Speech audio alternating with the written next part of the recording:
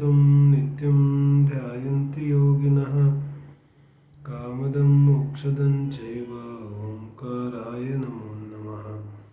अविरलशब्दघनौघलप्रक्षालितसकलभूतलमलकलङ्का मुनिभिरुपासिततीर्था सरस्वती हरितमोधुरितान् अज्ञानतिमिरन्धानां ज्ञानाञ्जनशलाकया चक्षुरुन्मीलितं येन तस्मै श्रीगुरवे नमः। मङ्गलं भगवान् वीरो मङ्गलं गौतमो गणी मङ्गलं कुन्दकुन्दाढ्यो जैनधर्मोऽस्तु मङ्गलं सर्वमङ्गलमाङ्गल्यं सर्वकल्याणकारकं प्रधानं सर्वधर्माणां जैनं जयतु शासनं। श्रीमत्परमगम्भीरं स्याद्वादामोघलाञ्छनं जीयात्रैलोक्यनाथस्य शासनं जिनशासनम्।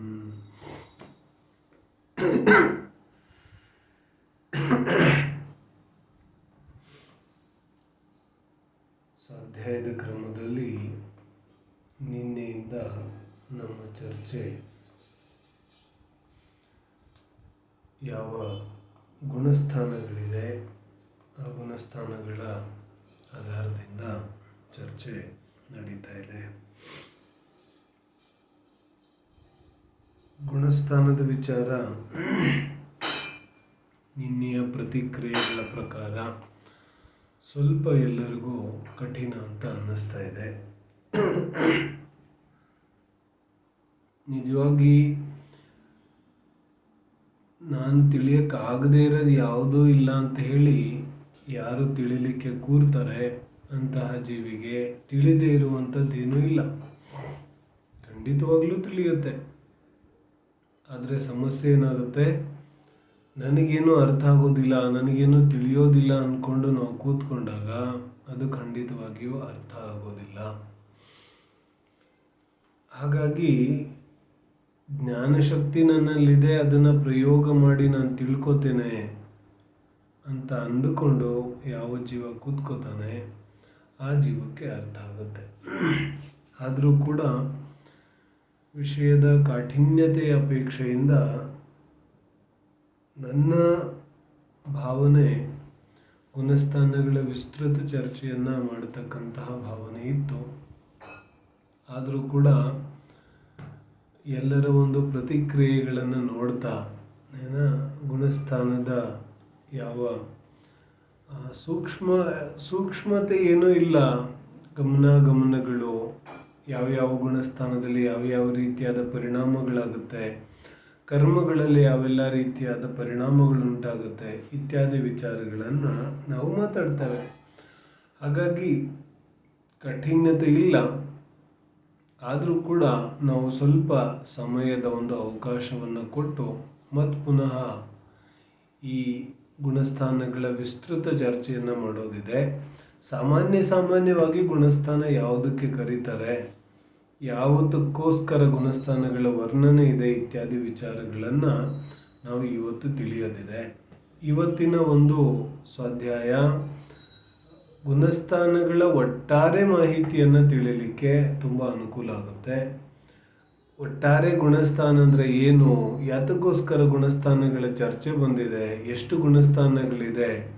ಯಾಕಂತ ಹೇಳಿದ್ರೆ ಗುಣಸ್ಥಾನದ ಸಂಪೂರ್ಣ ಚರ್ಚೆ ಆದ ನಂತರ ಕೂಡ 2 ಸಲ 3 ಸಲ ಗುಣಸ್ಥಾನದ ಚರ್ಚೆಯನ್ನು ನಾವು ಓದಿ ಕೇಳಿ ಅದಾದ್ಮೇಲೂ ಅನೇಕ ಜನರಿಗೆ ಗುಣಸ್ಥಾನದ ಚರ್ಚೆ ಯಾಕೆ ಬಂದಿದೆ, ಗುಣಸ್ಥಾನವನ್ನು ತಿಳಿಯೋದ್ರಿಂದ ಏನು ಲಾಭ ಇದೆ ಇತ್ಯಾದಿ ವಿಚಾರಗಳೇ ಗಮನಕ್ಕೆ ಬಂದಿರೋದಿಲ್ಲ. ಹಾಗಾಗಿ ಆ ವಿಚಾರಗಳ ಕಡೆಗೆ ಕೂಡ ನಾವು ಗಮನವನ್ನು ಕೊಡೋದಿದೆ. ಹಾಗಾಗಿ ಆ ಕಡೆಗೆ ಇವತ್ತಿನ ಸ್ವಾಧ್ಯಾಯ ನಡೆಯೋದಿದೆ. ನಿನ್ನೆ ನಾವು ಗುಣಸ್ಥಾನದ ಸಾಮಾನ್ಯ ಚರ್ಚೆಯನ್ನು ಮಾಡಿದ್ವಿ. ಈ ಗುಣಸ್ಥಾನ ಯಾವುದಕ್ಕಂತಾರೆ, ಗುಣಸ್ಥಾನದ ಪರಿಭಾಷೆ ಏನು ಹೇಳಿದ್ರು ನಿನ್ನೆ, 2 ಗುಣಗಳ ಚರ್ಚೆ ಮಾಡಿದ್ವಿ ನಾವು. ಒಂದು ಜ್ಞಾನ ಗುಣ, ಒಂದು ಚಾರಿತ್ರ ಗುಣ. ಒಂದು ಶ್ರದ್ಧೆ ಗುಣ, ಒಂದು ಚಾರಿತ್ರ ಗುಣ. ಏನು ಹೇಳ್ತಾರೆ, ಮೋಹ ಮತ್ತು ಯೋಗ ಎರಡಿದೆ. ಒಂದು ಮೋಹ ಇದೆ, ಇನ್ನೊಂದು ಯೋಗ ಇದೆ. ಮೋಹ ಮತ್ತು ಯೋಗದ ನಿಮಿತ್ತದಿಂದ ಏನಾಗುತ್ತೆ, ಶ್ರದ್ಧೆ ಮತ್ತು ಚಾರಿತ್ರ ಗುಣಗಳಲ್ಲಿ ಯಾವ ಏರಿಳಿತ ರೂಪ ಪರಿಣಾಮ ಉಂಟಾಗುತ್ತೆ, ಭಾವನೆಗಳ ಏರಿಳಿತ ಅಂತ ಹೇಳಿದ್ರೆ ಒಂದ್ಸಲಿ ವಿಶುದ್ಧ ಪರಿಣಾಮಗಳಾಗುತ್ತೆ, ಒಂದ್ಸಲಿ ಏನು ಹೇಳ್ತಾರೆ ಅಶುಭ ಪರಿಣಾಮಗಳಾಗುತ್ತೆ, ಮೇಲ್ ದರ್ಜೆಯ ಪರಿಣಾಮಗಳು, ಕೆಳದರ್ಜೆಯ ಪರಿಣಾಮಗಳು. ಪರಿಣಾಮಗಳಲ್ಲಿ ಯಾವ ಶುದ್ಧತೆಯ ವ್ಯತ್ಯಾಸ ಬರುತ್ತೆ ಅದಕ್ಕೆ ನಾವು ಏರಿಳಿತ ಅಂತ ಕರಿತಾ ಇದ್ದೀವಿ. ಯಾವ ಆ ತಾರತಮ್ಯ ರೂಪ ಅವಸ್ಥೆ ಇದೆ, ಆ ತಾರತಮ್ಯ ರೂಪ ಅವಸ್ಥೆಗೆ ಇಲ್ಲಿ ಗುಣಸ್ಥಾನ ಅಂತ ಕರೀತಿದ್ದಾರೆ. ಗುಣಸ್ಥಾನ ಅಂದ್ರೆ ಏನು? ಸಾಮಾನ್ಯವಾಗಿ ಗುಣಸ್ಥಾನ ಅಂದ್ರೆ ಜೀವದ್ರವ್ಯದ ಭಾವನಾತ್ಮಕ ಅವಸ್ಥೆ. ಗುಣಸ್ಥಾನ ಯಾವುದೇ ಗುಣದ ಹೆಸರಲ್ಲ. ಗುಣ ಮತ್ತು ಸ್ಥಾನ ಯಾವುದೋ ಒಂದು ಕಡೆಗೆ ಗುಣ ಇದೆ, ಅದರಲ್ಲಿ ಆ ಸ್ಥಾನ ಇದೆ, ಆ ರೀತಿ ಅರ್ಥ ಇಲ್ಲ. ಗುಣ ಅಂತ ಹೇಳಿದ್ರೆ ಇಲ್ಲಿ ಭಾವನೆಗಳು. ಗುಣ ಅಂದ್ರೆ ಏನಿಲ್ಲಿ ಭಾವನೆಗಳು, ಪರಿಣಾಮಗಳು. ಸ್ಥಾನ ಅಂತ ಹೇಳಿದ್ರೆ ಅವಸ್ಥೆ ಪರ್ಯಾಯ. ಜೀವದ್ರವ್ಯದ ದರ್ಶನ ಮತ್ತು ಚಾರಿತ್ರ ಗುಣದ ಅವಸ್ಥೆ, ಅದರ ಹೆಸರೇನಿದೆ? ಗುಣಸ್ಥಾನ ಇದೆ. ನಾವು ಇಲ್ಲಿ ಸಂಪೂರ್ಣ ಜಿನಾಗಮದ ಸ್ವಾಧ್ಯಾಯವನ್ನು ಮಾಡಲಿಕ್ಕೆ ಕುಳಿತಿದ್ದೇವೆ. ಹಾಗಾಗಿ ಕೇವಲ ಏನು ಹೇಳ್ತಾರೆ ಪ್ರವಚನ ಮೂಲಕ ನಮಗೇನೋ ಒಂದು ಸ್ವಾಧ್ಯಾಯ ಆಗತ್ತೆ ಅಂತ ಹೇಳಿದ್ರೆ ಅಷ್ಟು ಮಾತ್ರ ಆಗೋದಿಲ್ಲ. ಇದು ಒಂದು ರೀತಿಯಾದ ಕ್ಲಾಸ್ ಇದೆ. ನಾವು ಪ್ರತಿದಿನ ಹೊಸದನ್ನ ಕಲಿತಾ ಹೋಗ್ತಿದ್ದೇವೆ. ಹಾಗಾಗಿ ನಾವು ಏನೂ ಪ್ರಯತ್ನ ಮಾಡದೆ ಹೋದ್ರೆ ನಮಗೆ ಸಂಪೂರ್ಣ ಲಾಭ ಆಗೋದಿಲ್ಲ. ಪ್ರಯತ್ನ ಅಂತೂ ಮಾಡಬೇಕಾಗುತ್ತೆ. ಪ್ರಯತ್ನ ಮಾಡಿದ್ರೇನೆ ಅರ್ಥ ಆಗುತ್ತೆ. ಅದರಲ್ಲೂ ಕೂಡ ಕರ್ಣಾನುಯೋಗದ ವಿಚಾರ ಇದೆಯಲ್ಲ, ಈ ಗುಣಸ್ಥಾನ, ಮರ್ಗಣ ಸ್ಥಾನ ಇತ್ಯಾದಿ ಯಾವ ಕರ್ಣಾನುಯೋಗದ ವಿಚಾರಗಳಿದೆ, ಈ ಕರ್ಣಾನುಯೋಗದ ವಿಚಾರಗಳು ವಾಸ್ತವಿಕವಾಗಿ ಬಹಳ ಸುಲಭ ಇದೆ. ಏನ್ ಹೇಳ್ತಾರೆ, ಎಲ್ಲರೂ ಏನ್ ಹೇಳ್ತಾರೆ, ಕರ್ಣಾನುಯೋಗ ತುಂಬಾ ಕಷ್ಟ ಇದೆ ಅಂತ ಹೇಳ್ತಾರೆ. ಆದ್ರೆ ನಿಜವಾಗಿ ನೋಡಿದ್ರೆ ಕರ್ಣಾನುಯೋಗ ಅತ್ಯಂತ ಸುಲಭ ಇದೆ. ಯಾಕಂದ್ರೆ ಕರ್ಣಾನುಯೋಗದಲ್ಲಿ ನಾವು ನಮ್ಮ ಬುದ್ಧಿ ಉಪಯೋಗಿಸೋದು ಬೇಕಾಗಿಲ್ಲ. ಏನ್ ಹೇಳ್ತಾರೆ, ಕರ್ಣಾನುಯೋಗದಲ್ಲಿ ನಾವು ನಮ್ಮ ಬುದ್ಧಿ ಉಪಯೋಗಿಸೋದು ಬೇಕಾಗಿಲ್ಲ. ಬುದ್ಧಿ ಉಪಯೋಗಿಸೋದು ಯಾಕೆ ಬೇಕಾಗಿಲ್ಲ? ಯಾಕಂದ್ರೆ ಕರ್ಣಾನುಯೋಗದಲ್ಲಿ ನಮ್ಮ ಬುದ್ಧಿ ನಡೆಯೋದಿಲ್ಲ. ಕರ್ಣಾನುಯೋಗದಲ್ಲಿ ಏನು ವಿಚಾರ ಇದೆ ಅದನ್ನು ಹೇಗೆ ಹೇಳಿದ್ದಾರೆ ಹಾಗೆ ಒಪ್ಕೋಬೇಕಾಗತ್ತೆ. ಬೇರೆ ದಾರಿ ಇಲ್ಲ ಅಲ್ಲಿ. ಜಂಬೂ ದ್ವೀಪ, ಲವಣ ಸಮುದ್ರ ಅಥವಾ ಯಾವುದು ಸುಮೇರು ಪರ್ವತ 1,00,000 ಯೋಜನೆ ಇದೆ ಅಂತ ಹೇಳಿದ್ರೆ ನಾವು ಅದನ್ನ ಹಾಗೆ ತಿಳಿಬೇಕಾಗುತ್ತೆ. ಟೇಪ್ ತಗೊಂಡು ಸ್ಕೇಲ್ ತಗೊಂಡು ಹೋಗಿ ಅಳಿಲಿಕ್ಕೆ, ಅಳೆದು ಬಿಟ್ಟು ಬರ್ಲಿಕ್ಕೆ ಸಾಧ್ಯ ಇಲ್ಲ. ಹೇಳ್ತಾರೆ, ನಂದೀಶ್ವರ ದ್ವೀಪದಲ್ಲಿ 52 ಜಿನಚೈತ್ಯಾಲಯಗಳು, ಅಕೃತ್ರಿಮ ಜಿನಚೈತ್ಯಾಲಯಗಳು ಇದೆ ಅಂತ ಹೇಳಿದ್ರೆ ನಾವು ಹಾಗೆ ಅದನ್ನ ಒಪ್ಪಬೇಕಾಗುತ್ತೆ. ಅದರಲ್ಲಿ ನಮ್ಮ ಯಾವುದೇ ಜ್ಞಾನ ನಾನು ಪರೀಕ್ಷೆ ಮಾಡಿ ನೋಡ್ತೀನಿ, ನಾನು ಇದು ಮಾಡಿ ನೋಡ್ತೀನಿ ಅಂತ ಹೇಳಿದ್ರೆ ಅಲ್ಲೇನೂ ನಡೆಯೋದಿಲ್ಲ. ಯಾರದ್ದು ಬುದ್ಧಿ ಎಲ್ಲೂ ನಡೆಯೋದಿಲ್ಲ ಅವರು ಕರ್ಣಾನುಯೋಗದಲ್ಲಿ ನಡೆಸ್ಬೋದು. ಯಾಕಂತ ಹೇಳಿದ್ರೆ ಅಲ್ಲಿ ಏನೂ ಇಲ್ಲ, ಹೇಗಿದೆ ಹಾಗೆ ತಿಳ್ಕೊಳ್ಳೋದಿದೆ. ಅಲ್ಲೇನೋ ಬುದ್ಧಿ ಉಪಯೋಗಿಸೋ ಅವಶ್ಯಕತೆ ಇಲ್ಲ. ಬಹಳ ಸುಲಭ ಇದೆ. ನರಕದ ಉತ್ಕೃಷ್ಟ ಆಯಸ್ಸು ಎಷ್ಟಿದೆ, ಮನುಷ್ಯನ ಉತ್ಕೃಷ್ಟ ಆಯಸ್ಸು ಎಷ್ಟಿದೆ? ಇಷ್ಟಿದೆ. 33,000 ವರ್ಷ. 33,000 ವರ್ಷ ಅಂದ ತಕ್ಷಣ ಅಷ್ಟಿದೆ ಆಯಸ್ಸು. ಅದರಲ್ಲಿ ನಾವೇನು ಮಾಡ್ಲಿಕ್ಕೆ ಸಾಧ್ಯ ಇಲ್ಲ. ಅದು ಹೇಗಿದೆ ಅದು ಹಾಗಿದೆ. ಈ ರೀತಿಯಾಗಿ ಯಾವ ಕರ್ಣಾನುಯೋಗದ ವಿಚಾರಗಳಿದೆ, ಈ ಕರ್ಣಾನುಯೋಗದ ವಿಚಾರಗಳು ಅತ್ಯಂತ ಸ್ಪಷ್ಟ ಇದೆ. ಅದರಲ್ಲಿ ಯಾವುದೇ ಪರೀಕ್ಷೆಗಳಿಗೆ ಅಥವಾ ಅನ್ಯ ತರ್ಕಯುಕ್ತಿಗಳಿಗೆ ಆಸ್ಪದ ಇಲ್ಲ. ಆದರೆ ಅನ್ಯ ಯಾವ ಮುಖ್ಯವಾಗಿ ದ್ರವ್ಯಾನುಯೋಗ ಇದೆ, ಅದರ ಜೊತೆಗೆ ಚರಣಾನುಯೋಗ ಮತ್ತು ಪ್ರಥಮಾನುಯೋಗ ಇದೆ, ಅದರಲ್ಲೂ ಕೂಡ ಸ್ವಲ್ಪ ತರ್ಕಯುಕ್ತಿಗಳು ನಡೆಯುತ್ತೆ. ದ್ರವ್ಯಾನುಯೋಗದಲ್ಲಂತೂ ಸಂಪೂರ್ಣವಾಗಿ ತರ್ಕಯುಕ್ತಿ ನಡೆಯುತ್ತೆ. ಅಲ್ಲಿ ಪರೀಕ್ಷೆ ಮಾಡಿ ನಮ್ಮ ಬುದ್ಧಿ ಉಪಯೋಗಿಸಿ ಅದನ್ನು ಸ್ವೀಕಾರ ಮಾಡಬೇಕಾಗುತ್ತೆ. ಆದರೆ ಕರ್ಣಾನುಯೋಗದ ವಿಚಾರಗಳು ಹೇಗಿದೆ ಹಾಗೆ, ಅದರಲ್ಲಿ ಯಾರದ್ದೇನೂ ನಡೆಯೋದಿಲ್ಲ. ತೀರ್ಥಂಕರರಿಂದ ಆಚಾರ್ಯರು ಯಾವ ರೀತಿಯಾಗಿ ಅದನ್ನು ತಿಳಿಸಿದ್ದಾರೆ ಆ ರೀತಿಯಾಗಿ ಒಪ್ಪಬೇಕಾಗುತ್ತೆ. ಹಾಗಾಗಿ ಆಮೇಲೆ ಕರ್ಣಾನುಯೋಗದ ಮುಖ್ಯವಾದ ಲಾಭ ಏನಿದೆ ಅಂತ ಹೇಳಿದ್ರೆ, ಸ್ವಾಧ್ಯಾಯ ಮಾಡುವಂತಹ ಜೀವಿಗೆ ಕರ್ಣಾನುಯೋಗದಲ್ಲಿ ಬಹಳ ಗಮನ ಕೊಟ್ಟು ಕೇಳಬೇಕಾಗುತ್ತೆ. ನಾವು ನಿನ್ನೆ ಹೇಳಿದ್ವಲ್ಲ, ಚಾಮುಂಡರಾಯ ಕೇಳಿದ ತಕ್ಷಣ ಇವರು ನೇಮಿಚಂದ್ರ ಆಚಾರ್ಯರು ಏನು ಹೇಳ್ತಾರೆ, ಚಾಮುಂಡರಾಯ ಕೇಳಿದ ತಕ್ಷಣ ನೇಮಿಚಂದ್ರ ಆಚಾರ್ಯರು ಹೇಳ್ತಾರೆ ಇದು ನಿಮ್ಮಂಥವ್ರಿಗಲ್ಲ, ಯಾಕಂದ್ರೆ ಕನ್ಸಂಟ್ರೇಷನ್ ಆಗೋದಿಲ್ಲ. ಕರ್ಣಾನುಯೋಗದಲ್ಲಿ ಬಹಳ ಗಂಭೀರವಾಗಿ ಗಮನ ಕೊಟ್ಟು ನಾವು ವಿಚಾರವನ್ನು ತಿಳಿಬೇಕಾಗುತ್ತೆ. ನಮ್ಮ ಗಮನ ಎಷ್ಟೆಷ್ಟು ಕೇಂದ್ರಿತವಾಗುತ್ತೆ, ಸೆಂಟ್ರಲೈಸ್ಡ್ ಆಗುತ್ತೆ, ಅಷ್ಟಷ್ಟು ಉಪಯೋಗದಲ್ಲಿ ಶುದ್ಧತೆ ಅಧಿಕ ಆಗುತ್ತೆ, ಭಾವನೆಗಳಲ್ಲಿ ವಿಶುದ್ಧಿ ಅಧಿಕ ಆಗುತ್ತೆ. ಅರ್ಥ ಆಗುತ್ತೆ. ನಮ್ಮ ಯಾವ ಜ್ಞಾನದ ಅವಸ್ಥೆ ಇದೆ ಅಥವಾ ನಮ್ಮ ಪರಿಣಾಮಗಳಿದೆ ಅವುಗಳು ಎಷ್ಟೆಷ್ಟು ಕೇಂದ್ರಿತವಾಗ್ತವೆ ಕರ್ಣಾನುಯೋಗದ ವಿಚಾರದಲ್ಲಿ, ಪರಿಣಾಮಗಳು ಅಷ್ಟೆಷ್ಟು ವಿಶುದ್ಧಿ ಆಗ್ತವೆ. ಎಷ್ಟೆಷ್ಟು ವಿಶುದ್ಧ ಪರಿಣಾಮಗಳಾಗುತ್ತೆ ಅಷ್ಟೆಷ್ಟು ಪುಣ್ಯ ಬಂಧ ಅಧಿಕ ಆಗುತ್ತೆ. ಕರ್ಣಾನುಯೋಗದ ಒಂದು ಸಂದರ್ಭದಲ್ಲಿ ಅಧಿಕವಾದ ಪುಣ್ಯ ಬಂಧ ಆಗೋದು ಕೂಡ ಸಾಧ್ಯ ಇದೆ. ಅಧಿಕವಾಗಿ ಪುಣ್ಯ ಬಂಧ ಆಗಲಿ ಅಂತ ನಾವು ಕರ್ಣಾನುಯೋಗದ ಅಧ್ಯಯನವನ್ನು ಮಾಡೋದಿಲ್ಲ, ಆದರೆ ಬೋನಸ್ ಆಗಿ ಅಧಿಕವಾದ ಪುಣ್ಯ ಬಂಧ ಕೂಡ ಕರ್ಣಾನುಯೋಗದ ಅಧ್ಯಯನದಿಂದ ಸಿಗುತ್ತೆ. ಹಾಗಾಗಿ ಕರ್ಣಾನುಯೋಗವನ್ನ ನಾವು ಒಂದು ಕಡೆಗೆ ಇಡೋದು ಖಂಡಿತವಾಗಿಯೂ ಸರಿಯಲ್ಲ. ಕರ್ಣಾನುಯೋಗದ ವಿಚಾರಗಳು ಕೂಡ ನಮ್ಮ ತತ್ವ ವಿಚಾರಕ್ಕೆ, ತತ್ವ ಅಭ್ಯಾಸಕ್ಕೆ ಬಹಳ ಪೂರಕವಾಗುತ್ತವೆ. ಇರಲಿ, ನಾವು ಯಾವುದು ಗುಣಸ್ಥಾನದ ಬಗ್ಗೆ ಚರ್ಚೆ ಮಾಡ್ತಾ ಇದ್ದೇವೆ. ಏನು ಹೇಳಿದ್ರು, ಮೋಹ ಮತ್ತು ಯೋಗದ ನಿಮಿತ್ತದಿಂದ ಎರಡು ನಿಮಿತ್ತ ಆಯ್ತು. ಯಾವ್ದ್ಯಾವುದು, ಒಂದು ಮೋಹ, ಒಂದು ಯೋಗ. ಇದರಿಂದ ಏನಾಯ್ತು, ಜೀವದ್ರವ್ಯದ ಏನು, ಶ್ರದ್ಧೆ ಮತ್ತು ಚಾರಿತ್ರ ಗುಣದಲ್ಲಿ ಯಾವ ಏರಿಳಿತ ರೂಪ ಅವಸ್ಥೆ ಆಗುತ್ತೆ ಅದಕ್ಕೆ ಗುಣಸ್ಥಾನ ಅಂತ ಕರೆದ್ರು. ಈ ಕ್ಲಿಯರ್ ಆಯ್ತು. ನಿಮಿತ್ತ ಯಾರಿದ್ದಾರೆ, ಮೋಹ ಮತ್ತು ಯೋಗ. ಬದಲಾವಣೆ ಯಾರೆಲ್ಲ ಆಗ್ತಾ ಇದೆ, ಶುದ್ಧೇ ಗುಣದಲ್ಲಿ ಮತ್ತು ಚಾರಿತ್ರ ಗುಣದಲ್ಲಿ ಏನಾಗ್ತಿದೆ, ತಾರತಮ್ಯ ರೂಪ, ಮೇಲಿಳಿತ ಏರಿಳಿತ ರೂಪ ಅವಸ್ಥೆ ಆಗ್ತಾ ಇದೆ. ಆ ಯಾವ ವಿಶುದ್ಧ ಪರಿಣಾಮಗಳು ಮತ್ತು ಅದಕ್ಕಿಂತ ಕಡಿಮೆ ವಿಶುದ್ಧ ಪರಿಣಾಮಗಳು, ಹೀಗೆ ಶುಭಾಶುಭ ಅಥವಾ ಶುದ್ಧ ಪರಿಣಾಮಗಳು ಯಾವ ಒಂದು ಏರಿಳಿತ ನಡೀತಾ ಇದೆ ಆ ಅವಸ್ಥೆಗೆ ನಾವೇನಂತ ಕರಿತೀವಿ, ಗುಣಸ್ಥಾನ ಅಂತ ಕರಿತೀವಿ. ಗುಣಸ್ಥಾನ ಯಾವುದೇ ಬಾಹ್ಯ ದ್ರವ್ಯದ ವಿಚಾರ ಅಲ್ಲ, ಗುಣಸ್ಥಾನ ಜೀವ ದ್ರವ್ಯದ ಆಂತರಿಕ ಪರಿಣಾಮಗಳ ವಿಚಾರ ಇದೆ. ಇಷ್ಟ ಅರ್ಥ ಆಗತ್ತೆ. ಜೀವ ದ್ರವ್ಯದ ಆಂತರಿಕ ಯಾವ ಪರಿಣಾಮಗಳಿದೆ ಆ ಆಂತರಿಕ ಪರಿಣಾಮಗಳನ್ನ ನೋಡಿ ಗುಣಸ್ಥಾನವನ್ನ ನಿರ್ಣಯ ಮಾಡಬೇಕಾಗುತ್ತೆ. ಗುಣಸ್ಥಾನದ ಪ್ರಯೋಜನ ಏನು, ಗುಣಸ್ಥಾನವನ್ನ ತಿಳ್ಕೊಂಡು ನಾವು ನಮ್ಮ ಅಂತರಂಗದ ಪರಿಣಾಮಗಳನ್ನ ಗುರುತಿಸಿ ನಮ್ಮ ಗುಣಸ್ಥಾನ ಯಾವುದು ಅಂತ ನಾವು ಕಂಡುಹಿಡ್ಕೋಬಹುದು ಮೊದಲನೇದು.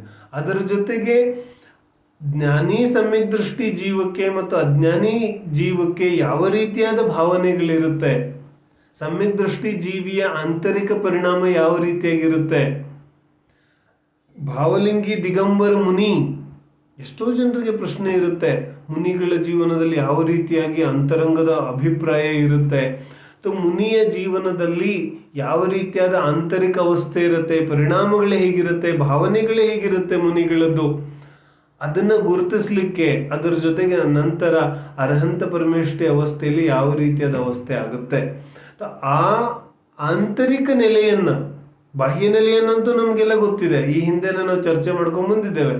ಏನು, ಅನ್ಯಾಯ ಅನೀತಿ ಅಭಕ್ಷದ ಚರ್ಚೆ ಮಾಡಿದ್ದೇವೆ, ಸಪ್ತ ವ್ಯಸನಗಳ ಚರ್ಚೆ ಆಗಿದೆ, ಇದೆಲ್ಲ ತ್ಯಾಗ ಇದೆ.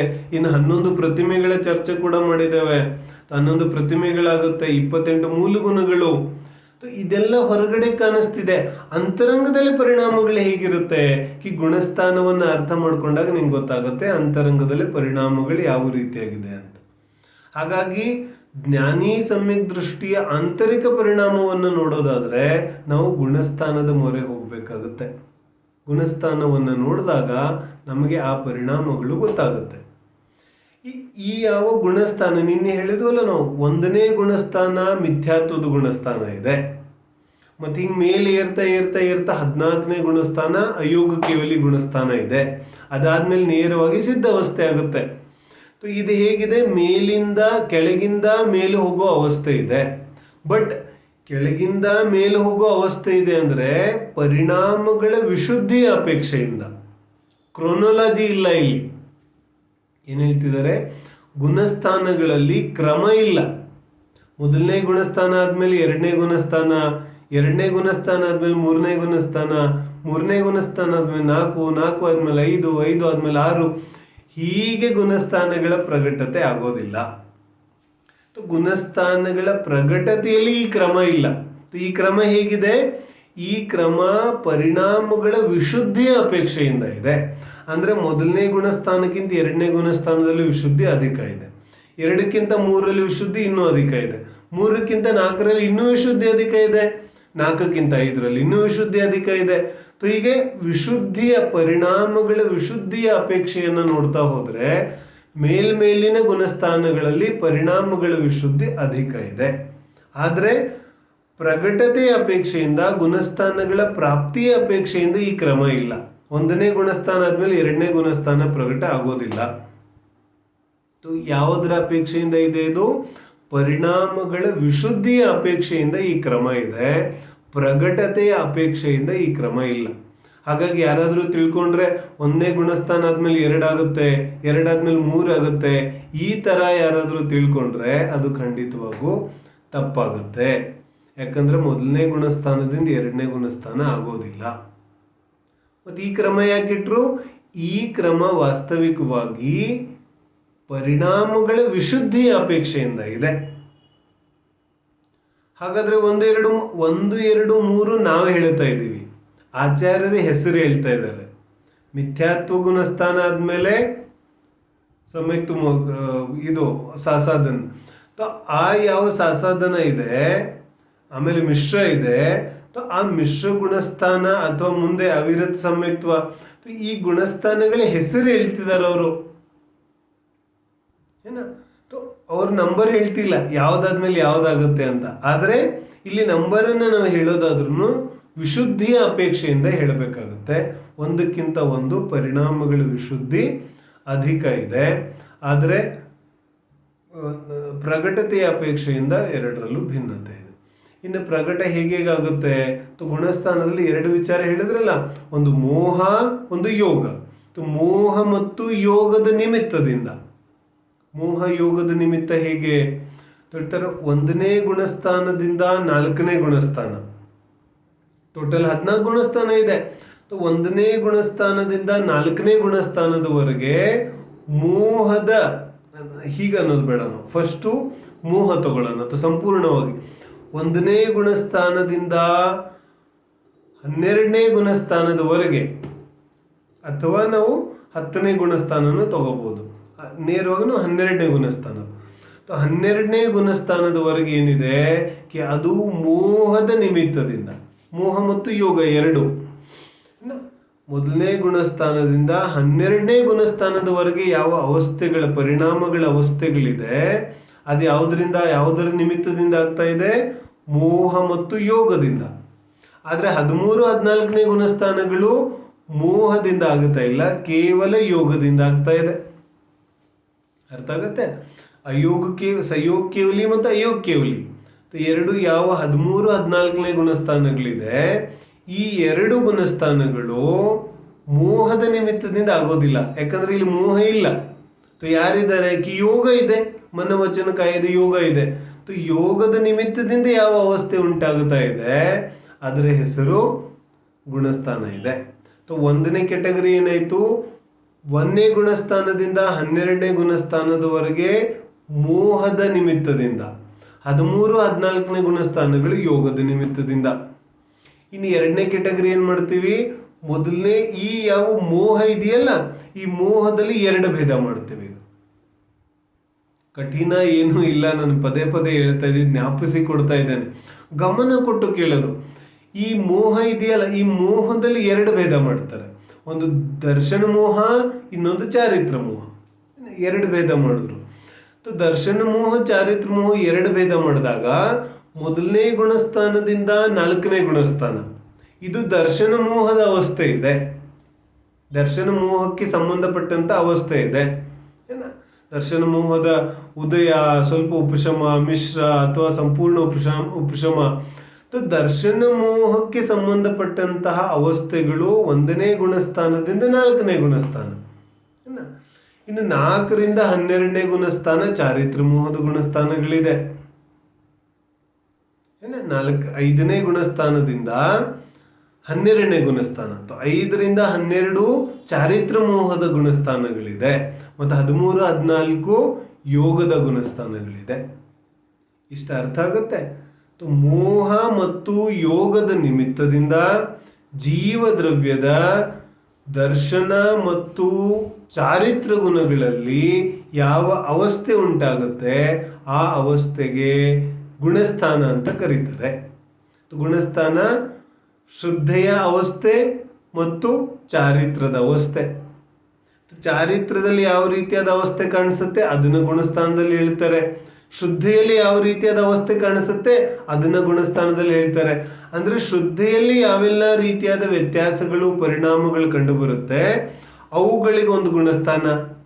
ಚಾರಿತ್ರದಲ್ಲಿ ಯಾವ ರೀತಿಯಾದ ದೋಷಗಳು, ಯಾವ ರೀತಿಯಾದ ಏನ್ ಹೇಳ್ತಾರೆ ಸಾತಿಶಯ ಪರಿಣಾಮಗಳು, ಪ್ರಮತ್ತ ಪರಿಣಾಮಗಳು, ಅಪ್ರಮತ್ತ ಪರಿಣಾಮಗಳು, ಅಲ್ಲಿ ಯಾವ ರೀತಿ ಪರಿಣಾಮಗಳು ಕಾಣಿಸುತ್ತೆ ಅದನ್ನ ಚಾರಿತ್ರದ ಒಂದು ಪರಿಣಾಮಗಳನ್ನ ಗುಣಸ್ಥಾನದಲ್ಲಿ ಹೇಳ್ತಾರೆ.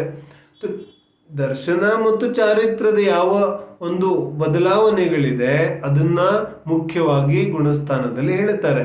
ಜೊತೆಗೆ ಯೋಗವನ್ನ ಸೇರಿಸ್ತಾರೆ. ಯಾಕಂದ್ರೆ ಅರ್ಹಂತ ಅವಸ್ಥೆಯಲ್ಲಿ ಯೋಗ ಇದೆ ಆದ್ರೆ ಮೋಹ ಇಲ್ಲ. ಹಾಗಾಗಿ ಯೋಗದ ಅವಸ್ಥೆಯನ್ನು ಕೂಡ 13ನೇ 14ನೇ ಗುಣಸ್ಥಾನದಲ್ಲಿ ಹೇಳ್ತಾರೆ. ಇಷ್ಟ ಅರ್ಥ ಆಗುತ್ತೆ. ನಾವು ಇಲ್ಲಿವರೆಗೆ ಗುಣಸ್ಥಾನಗಳ ಸಾಮಾನ್ಯ ಒಂದು ಯಾವ ಕ್ಯಾಟಗರಿ ಇದೆ ಅದನ್ನ ತಿಳ್ಕೊಂಡ್ವಿ. ಯಾವ ಯಾವ ರೀತಿಯಾದ ಪರಿಣಾಮಗಳಿರುತ್ತೆ. ಇನ್ನು ಗುಣಸ್ಥಾನದ ಹೆಸರುಗಳು. ಗುಣಸ್ಥಾನ 14 ಇದೆ. 14 ಗುಣಸ್ಥಾನಗಳನ್ನ ನಾವು ಜ್ಞಾಪಕ ಇಟ್ಕೊಳ್ಳೋದೇನಿಲ್ಲ. ಅದರ ಭಾವವನ್ನ ತಿಳಿದ್ರೆ ಸಹಜವಾಗಿಯೇ ನಮಗೆ ಎಲ್ಲ 14 ಗುಣಸ್ಥಾನಗಳು ಜ್ಞಾಪಕಕ್ಕೆ ಬರುತ್ತೆ. ಯಾಕಂದ್ರೆ ಇಷ್ಟು ದಿನ ನಾವು ಸ್ವಾಧ್ಯಾಯವನ್ನ ಕೂಡ ಮಾಡಿದ್ದೇವೆ. ಆ ಒಂದು ದೃಷ್ಟಿಯಿಂದ ಕೂಡ ನಮಗೆ ಗುಣಸ್ಥಾನಗಳ ಹೆಸರುಗಳು ಈಸಿಯಾಗಿ ಜ್ಞಾಪಕ ಉಳಿಯುತ್ತೆ. ಒಂದೊಂದು ಗುಣಸ್ಥಾನವನ್ನ ನಾವು ನೋಡ್ತಾ ಹೋದ್ರೆ ಮೊದಲನೇ ಗುಣಸ್ಥಾನ ಯಾವುದು? ಮಿಥ್ಯಾತ್ವ. ಮೊದಲನೇ ಗುಣಸ್ಥಾನ ಯಾವುದು? ಮಿಥ್ಯಾತ್ವ. ಮಿಥ್ಯಾತ್ವ ಮೊದಲನೇ ಗುಣಸ್ಥಾನ ಇದೆ. ಎರಡನೇ ಗುಣಸ್ಥಾನ ಮಿಥ್ಯಾತ್ವ ಆದ್ಮೇಲೆ ಸಮ್ಯಕ್ ಮಿಥ್ಯಾತ್ವ. ಎರಡನೇ ಗುಣಸ್ಥಾನ ಸಮ್ಯಕ್ ಮಿಥ್ಯಾತ್ವ. ಮೂರನೇ ಗುಣಸ್ಥಾನ ಸಮ್ಯಕ್ತು ಮೋಹನೀಯ, ಅದಕ್ಕೆ ಮಿಶ್ರ ಗುಣಸ್ಥಾನನು ಅಂತಾರೆ. ಸಾಸಾದನ್ ಮಿಶ್ರ, ಆ ರೀತಿ ಹೆಸರು ಕೂಡ ಬರುತ್ತೆ. ಸಾಸಾದನ್ ಮತ್ತೆ ಮಿಶ್ರ ಎರಡನೇ ಗುಣಸ್ಥಾನ, ಮೂರನೇ ಗುಣಸ್ಥಾನ. ನಾಲ್ಕನೇ ಗುಣಸ್ಥಾನ ಯಾವುದು? ನಾಲ್ಕನೇ ಗುಣಸ್ಥಾನದಲ್ಲಿ ಸಮ್ಯಕ್ತ್ವ ಆಗುತ್ತೆ. ಸಮ್ಯಕ್ ದೃಷ್ಟಿ, ಅವಿರತ ಸಮ್ಯಕ್ತ್ವ. ವೃತ್ತಗಳ ಬಂದಿಲ್ಲ ಇನ್ನು. ಹಾಗಾಗಿ ಸಮ್ಯಕ್ತ್ವ ಇದೆ ಆದ್ರೆ ವೃತ್ತಗಳ ಬಂದಿಲ್ಲ. ಅವಿರತ ಸಮ್ಯಕ್ತ್ವ. ನಾಲ್ಕನೇ ಗುಣಸ್ಥಾನ ಯಾವುದು? ಅವಿರತ ಸಮ್ಯಕ್ತ್ವ. ಯಾಕಂದ್ರೆ ವಿರಕ್ತ ಆಗಿಲ್ಲ, ವೃತ್ತಗಳ ಗ್ರಹಣೆ ಆಗಿಲ್ಲ, ಆದ್ರೆ ಸಮ್ಯಕ್ತ್ವ ಇದೆ. ಅವಿರತ ಸಮ್ಯಕ್ತ್ವ ನಾಲ್ಕನೇ ಗುಣಸ್ಥಾನ ಇದೆ. ಐದನೇ ಗುಣಸ್ಥಾನ ಯಾವುದು ಹೇಳ್ತಾರೆ? ದೇಶ ಸಂಯತ್. ದೇಶ ಸಂಯತ್ ಅಂದ್ರೆ ಸಂಯಮ. ಸಂಯತ್ ಅಂದ್ರೆ ಸಂಯಮ. ಸಂಯಮ ಎಷ್ಟಿದೆ? ದೇಶ. ದೇಶ ಅಂದ್ರೆ ದೇಶ ಅಲ್ಲ, ದೇಶ ಅಂದ್ರೆ ಏಕ ದೇಶ. ದೇಶ ಅಂದ್ರೆ ಒಂದು ಅಂಶ. ದೇಶ ಅಂದ್ರೆ ಏನು? ಅಂಶ. ಒಂದು ಅಂಶ ಮಾತ್ರ ಸಂಯಮ ಪ್ರಕಟ ಆಗಿದೆ, ಅಂದ್ರೆ ಸ್ವಲ್ಪ ವೃತ್ತಗಳನ್ನ ಪ್ರಕಟ ಮಾಡ್ಕೊಂಡಿದ್ದಾರೆ. ಅವಿರತ ಸಮ್ಯಕ್ ದೃಷ್ಟಿ ಜೀವನದಲ್ಲಿ ವೃತ್ತಗಳೇ ಇಲ್ಲ. ಆದ್ರೆ ದೇಶ ಸಂಯಮಿಯಲ್ಲಿ ಸ್ವಲ್ಪ ವೃತ್ತಗಳು ಬಂದಿದೆ. 11 ವೃತ್ತಗಳು, 11 11 ಪ್ರತಿಮಾ. 11 ಪ್ರತಿಮೆಗಳಲ್ಲಿ ಯಾವ್ದಾದ್ರು ಪ್ರತಿಮೆಗಳನ್ನ ಗ್ರಹಣೆ ಮಾಡಿರ್ತಾನೆ. ಅಲ್ಪ ಸ್ವಲ್ಪ ವೃತ್ತಗಳು ಅವನ ಜೀವನದಲ್ಲಿ ಕಂಡು ಬರ್ತಾ ಇದೆ. ಅದಕ್ಕೇನಾದ್ರು ದೇಶ ಸಂಯಮ. ಅದೇ ರೀತಿಯಾಗಿ ಕಷಾಯಗಳ ದೃಷ್ಟಿಯಿಂದ ನೋಡಿದ್ರೆ ಮೊದಲನೇ ಗುಣಸ್ಥಾನದಲ್ಲಿ ಮಿಥ್ಯಾತ್ವ ಕಷಾಯ ಇದೆ. ಅದ್ರಾಗ 4 ಕಷಾಯಗಳಿದೆ. ಎಲ್ಲ ಕಷಾಯ 26 है ना। ಯಾವ್ದ್ಯಾವುದು ದರ್ಶನ ಮೋಹನೀಯ है ना, तो ದರ್ಶನ ಮೋಹ ಇದೆ, ಅದರ ಜೊತೆಗೆ ಚಾರಿತ್ರ ಮೋಹದ 16 ಭೇದಗಳಿದೆ, ಅದರ ಜೊತೆಗೆ 9 ನೌಕಶಾಹಿಗಳಿದೆ. ಅರ್ಥ ಆಗ್ತಿದೆ? ಹಿಂದೆ ನಾವು ಇದನ್ನೆಲ್ಲ ಚರ್ಚೆ ಮಾಡಿದ್ದೇವೆ. ಎಲ್ಲ ಹಿಂದೆ ಮಾಡಿದ್ದನ್ನೆಲ್ಲ ಮುಂದೆ ಎಲ್ಲ ಮರೆತುಕೊಂಡು ಬರ್ತಾ ಇದ್ರೆ ಎಷ್ಟು ಜನಕ್ಕೆ ಜ್ಞಾಪಕ ಇದೆ ಅವ್ರಿಗೆ ಒಳ್ಳೇದಿದೆ. ಹಿಂದೆ ನಾವು ಕಷಾಯಗಳ ಚರ್ಚೆ ಮಾಡಿದೀವಲ್ಲ, ಅದರಲ್ಲಿ ದರ್ಶನ ಮೋಹ ಏನೋ ಒಂದಾಯ್ತು. ಇನ್ನ 16 ಕಷಾಯಗಳು ಕ್ರೋಧ ಮಾನ್ ಮಾಯಾ ಲೋಭ ಅನಂತ ಅನುಬಂಧಿ ಅಪ್ರತ್ಯಾಖ್ಯಾನ್ ಪ್ರತ್ಯಾಖ್ಯಾನ್ ಸಂಜೀವಲನ್, 16 ಕಷಾಯಗಳಾಯ್ತು. ಅದಾದ್ಮೇಲೆ ಏನೋ ಈಗ ನಾವು ಫಾಸ್ಟಾಗಿ ಹೋಗ್ತಿದ್ವಿ, ಯಾಕೆ ಹಿಂದೆ ಚರ್ಚೆ ಮಾಡಿಬಿಟ್ಟಿದ್ದೇವೆ ನಾವು. 16 ಕಷಾಯಗಳಾಯ್ತು. ಇದಾದ್ಮೇಲೆ 9 ಕಷಾಯಗಳು: ಹಾಸ್ಯ, ರತಿ, ಅರತಿ, ಶೋಕ್, ಭಯ, ಜಿಗುಪ್ಸಾ, ಸ್ತ್ರೀವೇದ್, ಪುರುಷವೇದ್, ನಪುಂಸಕವೇದ್. 9, 16, 25. 25 ಒಂದು ಯಾವುದು ಇದು ದರ್ಶನ ಮೋಹ. 26 ಆಯ್ತು. ಈ 26 ಪ್ರಕೃತಿಗಳು, ಈ 26 ಪ್ರಕೃತಿಗಳ ಬಗ್ಗೆ ನಾವು ಚರ್ಚೆ ಮಾಡ್ತಿದ್ದೇವೆ. ಯಾವಾಗ ಸಮ್ಯಕ್ತು ಪ್ರಕಟ ಆಗುತ್ತೆ ಆವಾಗ ಈ ದರ್ಶನ ಮೋಹದ ಬಂಧ ಆಗೋದಿಲ್ಲ, ದರ್ಶನ ಮೋಹದ ಉದಯ ಬಂಧ ಆಗೋದಿಲ್ಲ. ಉಪಶಮ ಆಗಿದ್ರೆ ಸತ್ತಾವಸ್ಥೆಯಲ್ಲಿ ಬಿದ್ದಿರುತ್ತೆ, ಆದ್ರೆ ಸದ್ಯದಲ್ಲಿ ಅದರ ಕೆಲಸ ಇಲ್ಲ. ಈಗ ಎಷ್ಟು ಬಂದ ಆಗ್ತಾ ಇದೆ? 25 ಮಾತ್ರ ಬಂದ ಆಗ್ತಿದೆ. ಹಾಗೆ ನೋಡಕ್ ಹೋದ್ರೆ ಸೂಕ್ಷ್ಮವಾಗಿ 28 ಆಗುತ್ತೆ. ಯಾಕಂದ್ರೆ ಸಮ್ಯಕ್ ದರ್ಶನ ಆಗ್ತಾ ಇದ್ದಂತೆನೆ ಯಾವ ಈ ದರ್ಶನ ಮೋಹ ಇದೆಯಲ್ಲ, ಈ ದರ್ಶನ ಮೋಹದ 2 ಭೇದಗಳಾಗುತ್ತೆ. ಒಂದು ಮಿಥ್ಯಾತ್ವ ಇದೆ, ಆಲ್ರೆಡಿ ಇದೆ. ಸಮ್ಯಕ್ ಮಿಥ್ಯಾತ್ವ, ಸಮ್ಯಕ್ ಮೋಹನೀಯ 2 ಭೇದ ಆಗುತ್ತೆ. 2ನೇ ಗುಣಸ್ಥಾನ 3ನೇ ಗುಣಸ್ಥಾನ ಆಗುತ್ತಲ್ಲ, ಅದರದ್ದೇ ಅದು. ಸಮ್ಯಕ್ ದರ್ಶನ ಆಗ್ತಾ ಇದ್ದಂತೆ ದರ್ಶನ ಮೋಹದಲ್ಲಿ 2 ಭೇದ ಆಗುತ್ತೆ. ಯಾಕಂದ್ರೆ ಮಿಥ್ಯಾತ್ವದ ಮೇಲೆ ಸ್ಟ್ರೆಸ್ ಬಿತ್ತಲ್ಲ, ಮಿಥ್ಯಾತ್ವದ ಮೇಲೆ ಫೋರ್ಸ್ ಬಿದ್ದಂತೆ ಅದು ಒಡೆದ 2 ಭಾಗ ಆಗುತ್ತೆ. ಆದ್ರೆ ಮಿಥ್ಯಾತ್ವ ಇದ್ದಾಗ ಗಟ್ಟಿಯಾಗಿ ಮಿಥ್ಯಾತ್ವ ಒಂದೇ ಇತ್ತು.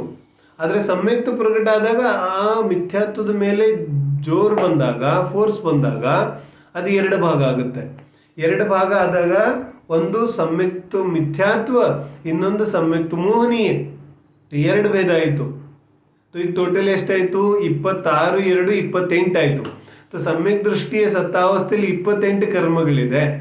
ಬಂಧ ಆಗೋದು 26, ಉದಯಕ್ಕೆ ಬರೋದು 28. ಯಾಕಂದ್ರೆ ಸಮ್ಯಕ್ತ್ವ ಮೋಹನೀಯ, ಸಮ್ಯಕ್ ಮಿಥ್ಯಾತ್ವ ಇದೆರಡದ್ದು ಉದಯ ಬರೋದಿಲ್ಲ, ಬಂಧ ಆಗೋದಿಲ್ಲ, ಉದಯ ಮಾತ್ರ ಬರುತ್ತೆ. ಯಾಕಂದ್ರೆ ಬಂಧ ಆಗೋದು ದರ್ಶನ ಮೋಹದ್ದು, ಅದರ ದರ್ಶನ ಮೋಹ ಭೇದ ಮಾಡಿ 2 ಆಗುತ್ತೆ.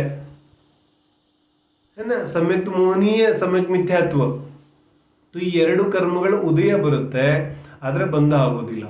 ಹೀಗೆ ಸಮ್ಯಕ್ ದೃಷ್ಟಿಗೆ 28 ಕಷಾಯಗಳ ಒಂದು ಸತ್ತ ಅವಸ್ಥೆ ಇರುತ್ತೆ, ಮಿಥ್ಯಾ ದೃಷ್ಟಿಗೆ ಬರೀ 26 ಇರುತ್ತೆ. ಈಗ ನಾವೇನ್ ಚರ್ಚೆ ಮಾಡ್ತಿದ್ವಿ? ಗುಣಸ್ಥಾನಗಳ ಹೆಸರುಗಳು. 4ನೇ ಗುಣಸ್ಥಾನಕ್ಕೆ ಯಾವಾಗ ಇವನು ಬರ್ತಾನೆ, ಅದರ ಹೆಸರು ಅವಿರತ ಸಮ್ಯಕ್ತ್ವ. ಅವಿರತ ಸಮ್ಯಕ್ತ್ವದಲ್ಲಿ ಏನಾಯ್ತು? ಅವಿರತ ಸಮ್ಯಕ್ತ್ವದಲ್ಲಿ ಇವನಿಗೆ ವೃತ್ತಗಳಿಲ್ಲ, ಮತ್ತೆ ಸತ್ತಾವಸ್ಥೆಯಲ್ಲಿ 28 ಕರ್ಮಗಳಿದೆ, ಉದಯದಲ್ಲಿ ಇಲ್ಲ. ಉದಯ ಬಂದಾಗ ಈ 28 ಕರ್ಮಗಳಲ್ಲಿ ಯಾವಾಗ ಮಿಥ್ಯಾತ್ವ, ಸಮ್ಯಕ್ ಮಿಥ್ಯಾತ್ವ, ಸಮ್ಯಕ್ ಮೋಹನೀಯ ಇದೆಯಲ್ಲ, ಸಮ್ಯಕ್ ಮೋಹನೀಯ ಉದಯ ಬಂದ್ರೆ 3ನೇ ಗುಣಸ್ಥಾನ ಆಗುತ್ತೆ. ಸಮ್ಯಕ್ ಮಿಥ್ಯಾತ್ವದ ಉದಯ ಬಂದ್ಬಿಟ್ರೆ 2ನೇ ಗುಣಸ್ಥಾನ ಆಗುತ್ತೆ. ಮತ್ತೆ ನೇರವಾಗಿ ಮಿಥ್ಯಾತ್ವದ ಉದಯ ಬಂದ್ಬಿಟ್ರೆ 1ನೇ ಗುಣಸ್ಥಾನ ಆಗುತ್ತೆ. ಯಾವಾಗ 4ನೇ ಗುಣಸ್ಥಾನದಲ್ಲಿದ್ದವನಿಗೆ ಅರ್ಥ ಆಗುತ್ತೆ ಸ್ವಲ್ಪ ಸ್ವಲ್ಪ. 4ನೇ ಗುಣಸ್ಥಾನದ ಹೆಸರೇನು? ಅವಿರತ ಸಮ್ಯಕ್ತ್ವ. 5ನೇ ಗುಣಸ್ಥಾನ ದೇಶ ಸಂಯಮಿ. ದೇಶ ಸಂಯಮಿಗೆ ಏನಾಯ್ತು? ದೇಶ ಸಂಯಮಿ ಸ್ವಲ್ಪ ವೃತ್ತಗಳನ್ನ ಗ್ರಹಣೆ ಮಾಡ್ದ. ಅವಿರತ ಸಮ್ಯಕ್ ದೃಷ್ಟಿಗೆ ಏನೇನಾಯ್ತು ನೋಡಿ ಇನ್ನೊಂದ್ಸಲಿ. ಕಷಾಯಗಳನ್ನ ಬಿಟ್ಟು ಬಿಟ್ವಿ ನಾವು. ಅನಂತ ಅನುಬಂಧಿ, ಕ್ರೋಧ, ಮಾನ್, ಮಾಯಾ, ಲೋಭ ಇದಿಲ್ಲ, ದರ್ಶನ ಮೋಹ ಇಲ್ಲ, ಸಮ್ಯಕ್ ಮಿಥ್ಯಾತ್ವ ಇಲ್ಲ, ಸಮ್ಯಕ್ ಮೋಹನೀಯ ಇಲ್ಲ. 4, 3, 7 ಈ 7 ಪ್ರಕೃತಿಗಳು ಸತ್ತಾವಸ್ಥೆಯಲ್ಲಿ ಇರಬಹುದು, ಆದ್ರೆ ಉದಯದಲ್ಲಿ ಇಲ್ಲ. ಅವಾಗ ಏನಾಗುತ್ತೆ? ಅವಾಗ ಸಮ್ಯಕ್ ದರ್ಶನ ಅಂದ್ರೆ ಸಮ್ಯಕ್ತ್ವ, ಅವಿರತ ಸಮ್ಯಕ್ ದೃಷ್ಟಿ 4ನೇ ಗುಣಸ್ಥಾನದ ಪ್ರಕಟ ಆಗುತ್ತೆ. 4ನೇ ಗುಣಸ್ಥಾನದಲ್ಲಿ ಏನೇನು ಅವಸ್ಥೆ ಇದೆ? ದರ್ಶನ ಮೋಹದ ಉದಯ ಇಲ್ಲ, ಸಮ್ಯಕ್ ಮಿಥ್ಯಾತ್ವದ ಉದಯ ಇಲ್ಲ, ಸಮ್ಯಕ್ ಮೋಹನೀಯದ ಉದಯ ಇಲ್ಲ, ಅನಂತಾನುಬಂಧಿ ಕ್ರೋಧಮಾನ್ ಮಾಯಾ ಲೋಭದ ಉದಯ ಇಲ್ಲ. ಇವು ಯಾರ್ದು ಉದಯ ಇಲ್ಲ 4ನೇ ಗುಣಸ್ಥಾನದಲ್ಲಿ. ಅರ್ಥ ಆಗುತ್ತೆ? ಅದು 4ನೇ ಗುಣಸ್ಥಾನ.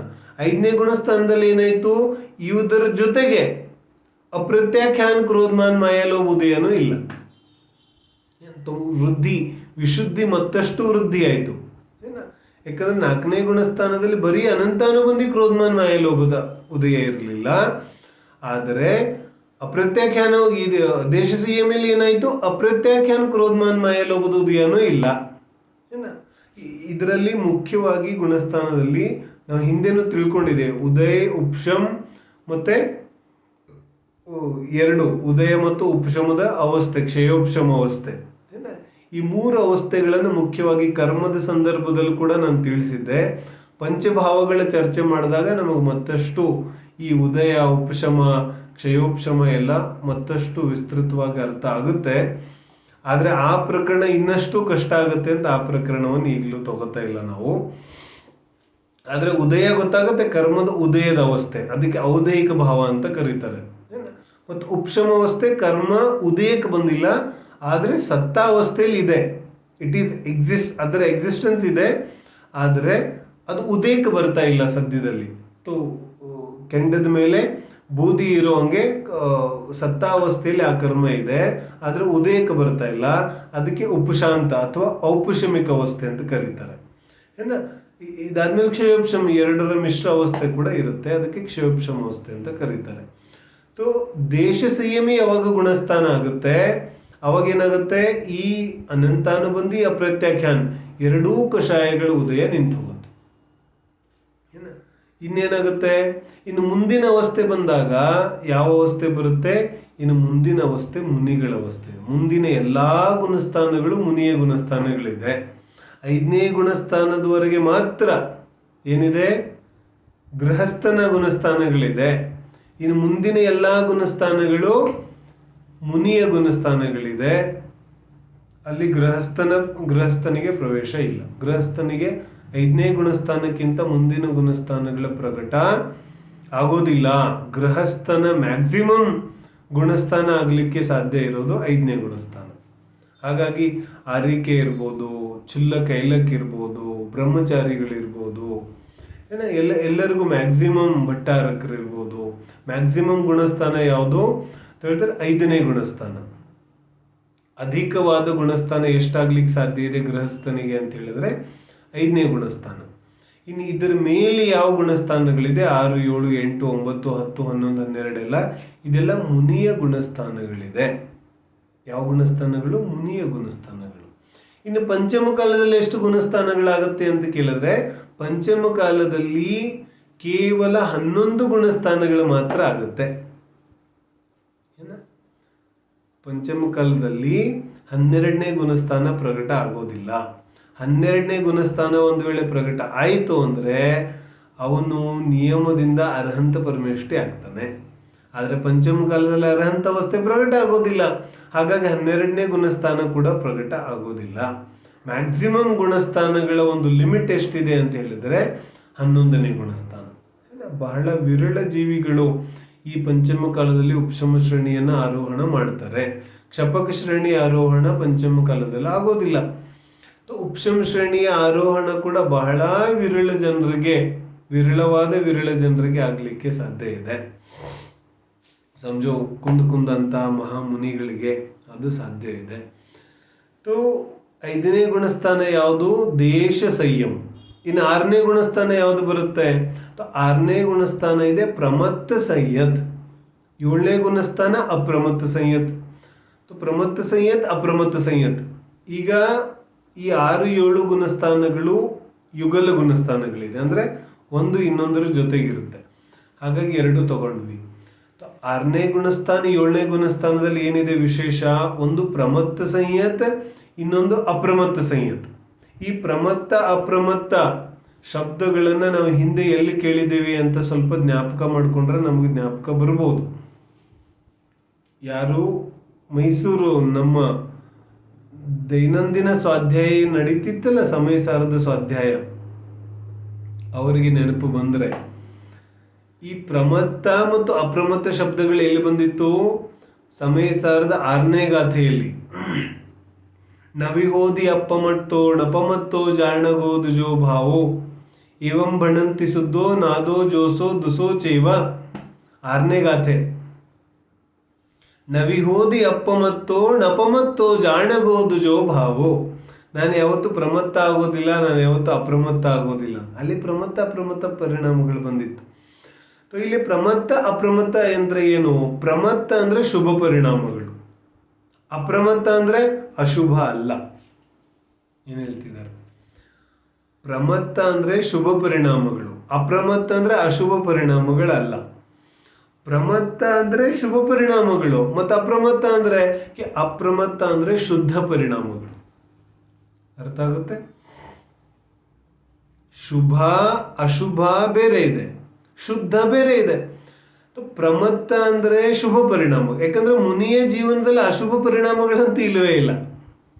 ಭಾವಲಿಂಗಿ 3 ಕಷಾಯ ಚೌಕಡಿ ಅಭಾವ ಯಾವ ಮುನಿಗೆ ಇರುತ್ತೆ, ಅಂತಹ ಮುನಿಯ ಜೀವನದಲ್ಲಿ ಅಶುಭ ಪರಿಣಾಮಗಳಂತ ಇರೋದೇ ಇಲ್ಲ. ಆರ್ತರೋದ್ರ ಧ್ಯಾನ ಇರೋದೇ ಇಲ್ಲ, ಅಲ್ಲಿ ಇರೋದೆಲ್ಲ ಧರ್ಮ ಧ್ಯಾನ. ಅಲ್ಲಿ ಆ ಮುನಿಗಳಿಗೆ ಶುಭ ಭಾವ ಮಾತ್ರ ಇದೆ, ಅಶುಭ ಭಾವ ಇಲ್ಲ. ಮುಖ್ಯವಾಗಿ ಶುಭ ಭಾವವನ್ನು ಒಂದು ಕಡೆ ಇಟ್ರು, ಶುದ್ಧ ಭಾವವನ್ನು ಇನ್ನೊಂದು ಕಡೆಗೆ ಇಟ್ರು. ಅಶುಭದ ಬಗ್ಗೆ ಮಾತೇ ಆಡಲಿಲ್ಲ. ಯಾಕಂದ್ರೆ ಮುನಿಯ ಜೀವನದಲ್ಲಿ ಅಶುಭದ ಪ್ರಶ್ನೆನೇ ಬರೋದಿಲ್ಲ. ಶ್ರಾವಕನ ಜೀವನದಲ್ಲಿ ಶುಭಾಶುಭದ ಪ್ರಶ್ನೆ ಬರುತ್ತೆ. ಯಾಕಂದ್ರೆ ಇವನಿಗೆ ಶುದ್ಧತೆ ಅಂತೂ ಬಹಳ ಕಡಿಮೆ ಇದೆ, ಇರೋದೆಲ್ಲ ಶುಭಾಶುಭ ಇದೆ. ಶುಭನೂ ಕಡಿಮೆ ಇದೆ, ಬರೀ ಅಶುಭನೇ ಇದೆ ಗೃಹಸ್ಥನ ಜೀವನದಲ್ಲಿ. ಹಾಗಾಗಿ ಅಶುಭದ ಚರ್ಚೆಯನ್ನ ಗೃಹಸ್ಥನ ಜೀವನದಲ್ಲಿ ಮಾಡಬೇಕಾಗುತ್ತೆ. ಆದ್ರೆ ಮುನಿ ಜೀವನದಲ್ಲಿ ಈ ಅಶುಭದ ಚರ್ಚೆ ಮಾಡೋ ಅವಶ್ಯಕತೆ ಇಲ್ಲ. ಯಾಕಂದ್ರೆ ಅಶುಭನೇ, ಏನು ಅಶುಭ ಇದೆ? ಉದ್ಯೋಗಿ ಹಿಂಸೆ ಇಲ್ಲ, ಆರಂಭಿ ಹಿಂಸೆ ಇಲ್ಲ, ಸಂಕಲ್ಪ ಹಿಂಸೆ ಅಂತೂ ಇಲ್ಲವೇ ಇಲ್ಲ.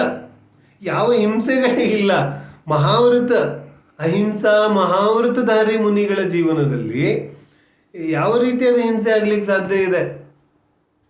ಯಾವ ರೀತಿಯಾದ ಅಶುಭ ಭಾವಗಳಾಗ್ಲಿಕ್ಕೆ ಸಾಧ್ಯ ಇದೆ? ಅಶುಭ ಭಾವಗಳು ಬಹಳ ಏನು, ಅಶುಭ ಭಾವಗಳಿಗೆ ಅಲ್ಲಿ ಪ್ರವೇಶ ಇಲ್ಲ. ಅತ್ಯಂತ ಗೌಣ ರೂಪದಲ್ಲಿ ಕರ್ಣಾನಿಯೋಗದ ದೃಷ್ಟಿಯಿಂದ ಅಲ್ಲಿ ಅಶುಭೋಪಯೋಗವನ್ನು ನೋಡಬಹುದು. ಆದ್ರೆ ಮುಖ್ಯವಾಗಿ ಶುಭೋಪಯೋಗ ಇದೆ. ಹಾಗಾಗಿ ಇನ್ನೊಂದು ಕಡೆ ಯಾರನ್ನಿಟ್ರು? ಶುದ್ಧೋಪಯೋಗ.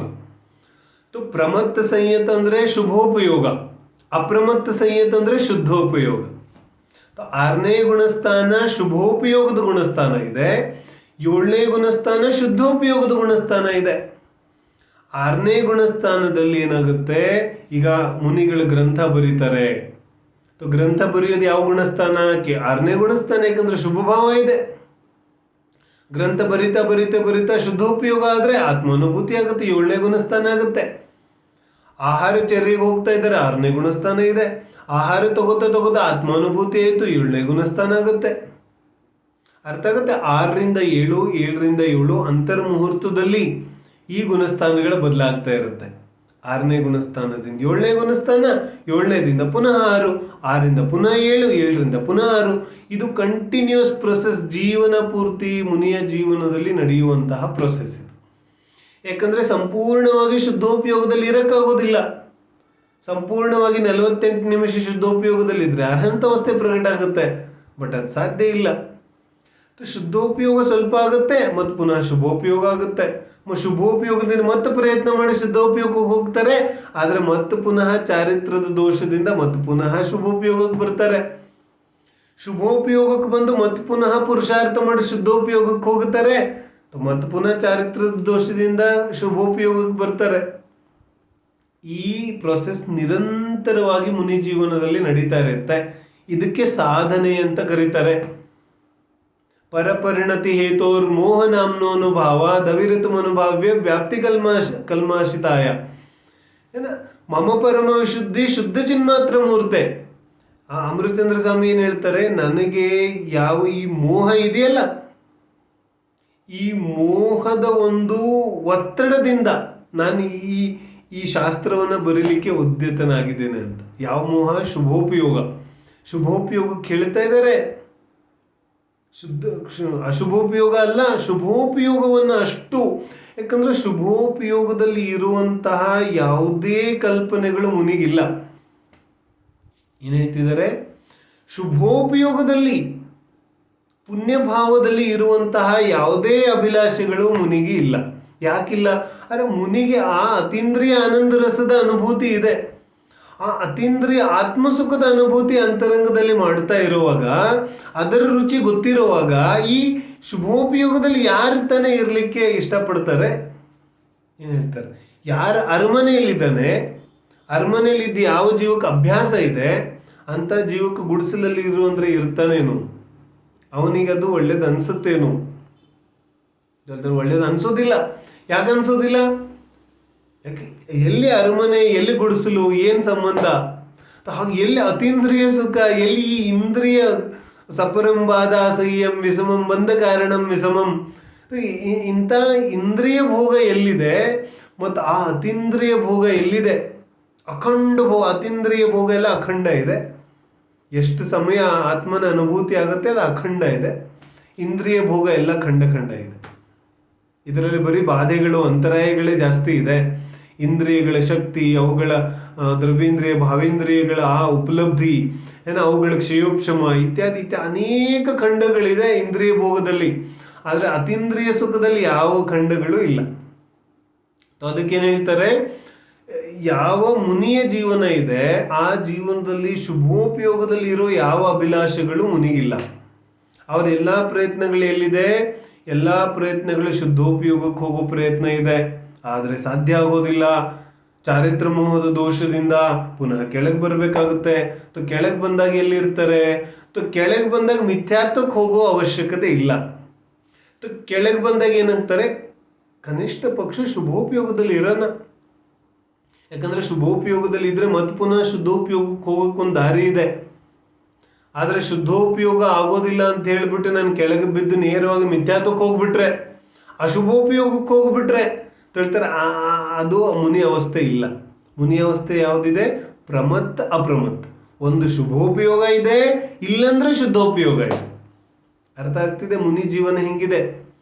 ಒಂದು ಶುದ್ಧೋಪಯೋಗ ಇದೆ, ಇಲ್ಲಂದ್ರೆ ಶುಭೋಪಯೋಗ ಇದೆ.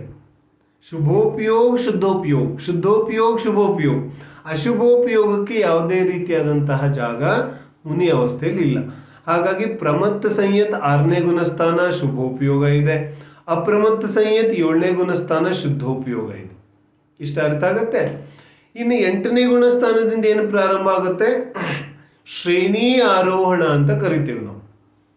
ಶ್ರೇಣಿ ಆರೋಹಣ ಅಂದ್ರೆ ಏನು? ಶ್ರೇಣಿ ಆರೋಹಣ ಅಂದ್ರೆ ಈ 8ನೇ ಗುಣಸ್ಥಾನದಿಂದ ಕೆಲವು ವಿಶೇಷವಾದ ಪರಿಣಾಮಗಳು ಉಂಟಾಗುತ್ತೆ. ಅಪೂರ್ವ ಹಿಂದೆಂದೂ ಉಂಟಾಗದೇ ಇರುವಂತಹ ಪರಿಣಾಮಗಳು ಉಂಟಾಗುತ್ತೆ. 7ನೇ ಗುಣಸ್ಥಾನದಿಂದ 6ನೇ ಗುಣಸ್ಥಾನಕ್ಕೆ ಬರ್ತಿದ್ರಲ್ಲ, 7ನೇ ಗುಣಸ್ಥಾನದಿಂದ ನೆಟ್ಟಿಗೆ 8ಕ್ಕೆ ಹೋಗುತ್ತಾರೆ. ಯಾವಾಗ 8ಕ್ಕೆ ಜಂಪ್ ಆಗುತ್ತಾರೆ ಅವಾಗ ಶ್ರೇಣಿ ಆರೋಹಣ ಪ್ರಾರಂಭ ಆಗುತ್ತೆ. ಶ್ರೇಣಿ ಆರೋಹಣ ಯಾಕಾಗುತ್ತೆ? ಶ್ರೇಣಿ ಆರೋಹಣ ಅಂದ್ರೆ ಒಂದು ವಿಶಿಷ್ಟ ಜಾತಿಯ ಪರಿಣಾಮಗಳಲ್ಲಿ ಪ್ರವೇಶ.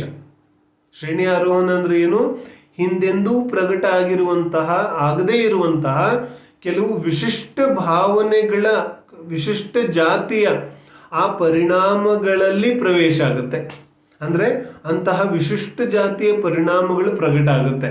ಅದಕ್ಕೇನಂತಾರೆ? ಶ್ರೇಣಿ ಆರೋಹಣ. ಶ್ರೇಣಿ ಅಂತ ಹೇಳಿದ್ರೆ ಕ್ರಾನೋಲಜಿ, ಆರೋಹಣ ಅಂದ್ರೆ ಏರೋದು, ಒಂದಾದ್ಮೇಲೆ ಒಂದು ಜಾತಿಯ ಪರಿಣಾಮಗಳನ್ನ ಪ್ರಕಟ ಮಾಡಿಕೊಳ್ಳೋದು. ಶ್ರೇಣಿ ಆರೋಹಣ ಅಂದ್ರೆ ಏನು? ಶ್ರೇಣಿ ಅಂದ್ರೆ ಕ್ರಮಾಂಕ, ಕ್ರಮ. ಮತ್ತೆ ಆರೋಹಣ ಅಂದ್ರೆ ಏರೋದು, ಕ್ರಮವಾಗಿ ಏರೋದು. ಯಾರನ್ನ ಕ್ರಮವಾಗಿ ಏರೋದು ಅಂದ್ರೆ ಕ್ರಮವಾಗಿ ವಿಶಿಷ್ಟ ಜಾತಿಯ ಪರಿಣಾಮಗಳನ್ನ ಪ್ರಕಟ ಮಾಡಿಕೊಳ್ಳೋದು. ಅಂದ್ರೆ 8ನೇ ಗುಣಸ್ಥಾನ ಪ್ರಕಟ ಆಯಿತು. ಇನ್ನು 9ನೇ ಗುಣಸ್ಥಾನ ಕ್ರಮದಿಂದ, ಹಿಂದೆ ಕ್ರಮ ಇರಲಿಲ್ಲ. 1ನೇ ಗುಣಸ್ಥಾನದಿಂದ 7ನೇ ಗುಣಸ್ಥಾನ ತನಕ ಕ್ರಮ ಇಲ್ಲ. ಆದ್ರೆ 8ನೇ ಗುಣಸ್ಥಾನದಿಂದ ಕ್ರಮ ಇದೆ. ಹೆಂಗ ಕ್ರಮ ಇದೆ? 8 ಆದ್ಮೇಲೆ ನಿಯಮದಿಂದ 9 ಆಗುತ್ತೆ. ಇದು ಕ್ರಮ ಇದೆ. ಅದಕ್ಕೆ ಶ್ರೇಣಿ ಅನ್ನೋದು ಕ್ರಮವನ್ನು ತೋರಿಸ್ತಾ ಇದೆ. ಆರೋಹಣ ಅಂದ್ರೆ ಹತ್ತೋದು ಅಂದ್ರೆ ಪರಿಣಾಮಗಳ ಪ್ರಕಟತೆ. 8ನೇ ಗುಣಸ್ಥಾನದಲ್ಲಿ ಅತ್ಯಂತ ವಿಶುದ್ಧ ಅಪೂರ್ವ ರೂಪವಾದ ಪರಿಣಾಮಗಳ ಪ್ರಕಟತೆ ಆಯಿತು. ಇದಕ್ಕೆ 8ನೇ ಗುಣಸ್ಥಾನ ಅಂದ್ರು. 9ನೇ ಗುಣಸ್ಥಾನದಲ್ಲಿ ಮತ್ತಷ್ಟು ವಿಶುದ್ಧ ಅಪೂರ್ವ ಪರಿಣಾಮಗಳ ಪ್ರಕಟತೆ ಆಯಿತು. 9 10ನೇ ಗುಣಸ್ಥಾನದಲ್ಲಿ ಮತ್ತಷ್ಟು ವಿಶುದ್ಧ ಪರಿಣಾಮಗಳ ಪ್ರಕಟ ಆಯಿತು, ಅಪೂರ್ವ ಪರಿಣಾಮಗಳು. ಅದಕ್ಕೆ 8ನೇ ಗುಣಸ್ಥಾನದ ಹೆಸರೇನಿಟ್ರು? ಅಪೂರ್ವಕರಣ. 8ನೇ ಗುಣಸ್ಥಾನದ ಹೆಸರೇನು? ಅಪೂರ್ವಕರಣ. ಹಿಂದೆ ನಾವು ಸಮ್ಯಕ್ ದರ್ಶನದಲ್ಲಿ ಚರ್ಚೆ ಮಾಡಿದ್ವಲ್ಲ, ಅಪೂರ್ವಕರಣ ಅನಿವೃತ್ತಿಕರಣ ಲಬ್ಧಿಗಳಲ್ಲಿ. ಆ ಲಬ್ಧಿಗಳನ್ನು ಇಲ್ಲಿ ತಗೊಳ್ಳೋದಿಲ್ಲ ಏನ. ಇಲ್ಲೂ ಕೂಡ ಅದೇ ಪರಿಣಾಮಗಳನ್ನೇ ಸೂಚಿಸುತ್ತೆ, ಅದೇ ರೀತಿಯಾದ ಥಿಯರಿ ಇಲ್ಲೂ ಕೂಡ ಇದೆ. ಬಟ್ ಇಲ್ಲಿ ಅದಕ್ಕಿಂತ ವಿಶುದ್ಧ ಜಾತಿಯ ಪರಿಣಾಮಗಳಿದೆ. 8ನೇ ಗುಣಸ್ಥಾನದ ಹೆಸರು ಅಪೂರ್ವಕರಣ. 8ನೇ ಗುಣಸ್ಥಾನದ ಹೆಸರೇನು? ಅಪೂರ್ವಕರಣ. ಅಂದ್ರೆ ಅಪೂರ್ವ ಅಪೂರ್ವ ಪೂರ್ವ ಅಂದ್ರೆ ಹಿಂದೆ ಆಗಿದ್ದು, ಅಂದ್ರೆ ಹಿಂದೆ ಆಗದೆ ಇರೋದು. ಪೂರ್ವ ಅಂದ್ರೆ ಹಿಂದೆ, ಅಂದ್ರೆ ಇಲ್ಲ, ಹಿಂದೆ ಯಾವತ್ತೂ ಪ್ರಕಟ ಆಗದೇ ಇರುವಂತಹ ವಿಶುದ್ಧ ಜಾತಿಯ ಪರಿಣಾಮಗಳು ಪ್ರಕಟ ಆಗೋದಕ್ಕೆ ಅಪೂರ್ವಕರಣ ಅಂತ ಕರೀತಾರೆ. ಅಪೂರ್ವಕರಣ 8ನೇ ಗುಣಸ್ಥಾನದ ಹೆಸರು. 9ನೇ ಗುಣಸ್ಥಾನ ಹೆಸರು ಅನಿವೃತ್ತಿಕರಣ. ಅಪೂರ್ವಕರಣ, ಅನಿವೃತ್ತಿಕರಣ. 8, 9 ಆಯ್ತು. ಇನ್ನು 10ನೇ ಗುಣಸ್ಥಾನದಲ್ಲಿ ಏನಾಗುತ್ತೆ? 10ನೇ ಗುಣಸ್ಥಾನಕ್ಕೆ ಹೇಳ್ತಾರೆ ಸೂಕ್ಷ್ಮ ಸಾಂಪ್ರಾಯ. ಸಾಂಪ್ರಾಯ ಅಂದ್ರೆ ಏನು? ಸಾಂಪ್ರಾಯ ಅಂದ್ರೆ ಕಷಾಯ, ಲೋಭ. ಲೋಭ ಒಂದೇ ಉಳಿಯುತ್ತೆ, ಅದಕ್ಕೆ ಸೂಕ್ಷ್ಮ ಲೋಭ ಅಂತಾನೂ ಕೂಡ ಕರೀತಾರೆ. ಸೂಕ್ಷ್ಮ ಸಾಂಪ್ರಾಯ 10ನೇ ಗುಣಸ್ಥಾನದ ಹೆಸರು. ಸೂಕ್ಷ್ಮ ಸಾಂಪ್ರಾಯ ಯಾಕಿಟ್ರು 10ನೇ ಗುಣಸ್ಥಾನದ ಹೆಸರು? ಯಾಕಂದ್ರೆ 10ನೇ ಗುಣಸ್ಥಾನದಲ್ಲಿ ಮಾತ್ರ, ಅಂದ್ರೆ 6, 7ನೇ ಗುಣಸ್ಥಾನದಲ್ಲಿ ಸಂಜುಲನ್, ಕ್ರೋಧ, ಮಾನ್, ಮಾಯ ಲೋಭಗಳು ಉಳಿದಿದೆ. ಈ ಸಂಜುಲನ್, ಕ್ರೋಧ, ಮಾನ್, ಮಾಯಾ ಎಲ್ಲ ಹೊರಟೋಗ್ಬಿಡ್ತು. ಇನ್ನು ಆ ಸಂಜುಲನ್, ಕ್ರೋಧ, ಮಾನ್, ಮಾಯಾ ಹೋದ್ಮೇಲೆ ಲೋಭ ಒಂದೇ ಉಳಿದಿದೆ. 9, 8, 9 ಈ 2 ಗುಣಸ್ಥಾನಗಳಲ್ಲಿ ಕ್ರೋಧ, ಮಾನ್, ಮಾಯಾ ಎಲ್ಲ ಹೊರಟೋಯ್ತು. ಇನ್ನು 10ನೇ ಗುಣಸ್ಥಾನ ಲೋಭ ಮಾತ್ರ ಉಳಿದಿದೆ, ಅದು ಸೂಕ್ಷ್ಮ ಲೋಭ ಉಳಿದಿದೆ. ಅದಕ್ಕೆ ಏನಂತ ಕರೆದ್ರು? ಸೂಕ್ಷ್ಮ ಸಾಂಪ್ರಾಯ. ಸೂಕ್ಷ್ಮ ಸಾಂಪ್ರಾಯ ಅಂದ್ರೆ ಏನು? ಕಷಾಯ. 6ನೇ ಅಧ್ಯಾಯದಲ್ಲಿ ತತ್ವಾರ ಸೂತ್ರದಲ್ಲಿ ಇದು ಬರುತ್ತಲ್ಲ ಶ್ಲೋಕ, ಈರ್ಯಾಪತ್ ಮತ್ತು ಇದು ಅದರಲ್ಲಿ ಸಾಂಪ್ರಾಯ ಶಬ್ದ ಬರುತ್ತೆ.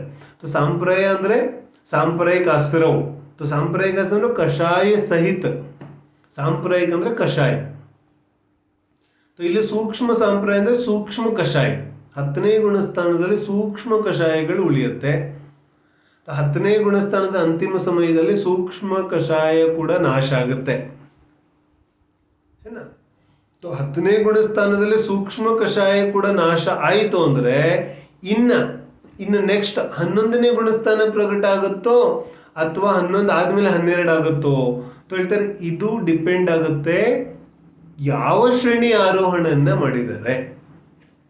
ಇನ್ನೊಂದು ಕೆಲವು ವಿಚಾರಗಳು ಮಾತ್ರ ಇದೆ. ಶ್ರೇಣಿ ಆರೋಹಣ ಮಾಡಿದ್ರಲ್ಲ 7ನೇ ಗುಣಸ್ಥಾನದಿಂದ 8ನೇ ಗುಣಸ್ಥಾನಕ್ಕೆ ಬಂದ್ರಲ್ಲ ಅಪೂರ್ವಕರಣ. ಅಪೂರ್ವಕರಣ ಗುಣಸ್ಥಾನವನ್ನ ಆರೋಹಣ ಮಾಡಿದಾಗ ಯಾವ ರೀತಿಯಾದ ಆರೋಹಣ ಇತ್ತು? ಉಪಶಮ ಶ್ರೇಣಿ ಇತ್ತೋ ಕ್ಷಪಕ ಶ್ರೇಣಿ ಇತ್ತು? ವ್ಯತ್ಯಾಸ ಏನು? ವಾಸ್ತವಿಕವಾಗಿ ಎರಡರಲ್ಲೂ ಪರಿಣಾಮಗಳ ದೃಷ್ಟಿಯಿಂದ ವ್ಯತ್ಯಾಸ ಇಲ್ಲ, ಕರ್ಮಗಳ ದೃಷ್ಟಿಯಿಂದ ಮುಖ್ಯವಾಗಿ ವ್ಯತ್ಯಾಸ ಇದೆ. ಯಾಕಂದ್ರೆ ಉಪಶಮ ಶ್ರೇಣಿಯಲ್ಲಿ ಕರ್ಮಗಳ ಉಪಶಮ ಆಗ್ತಾ ಬರುತ್ತೆ, ಕ್ಷಪಕ ಶ್ರೇಣಿಯಲ್ಲಿ ಕರ್ಮಗಳ ನಾಶ ಆಗ್ತಾ ಬರುತ್ತೆ. ಪಂಚಮ ಕಾಲದಲ್ಲಿ ಉಪಶಮ ಶ್ರೇಣಿ ಮಾತ್ರ ಆಗುತ್ತೆ. ಉಪಶಮ ಶ್ರೇಣಿ ಯಾರು ಆರೋಹಣ ಮಾಡ್ತಾರೆ ಅವರು 8, 9, 10, 11.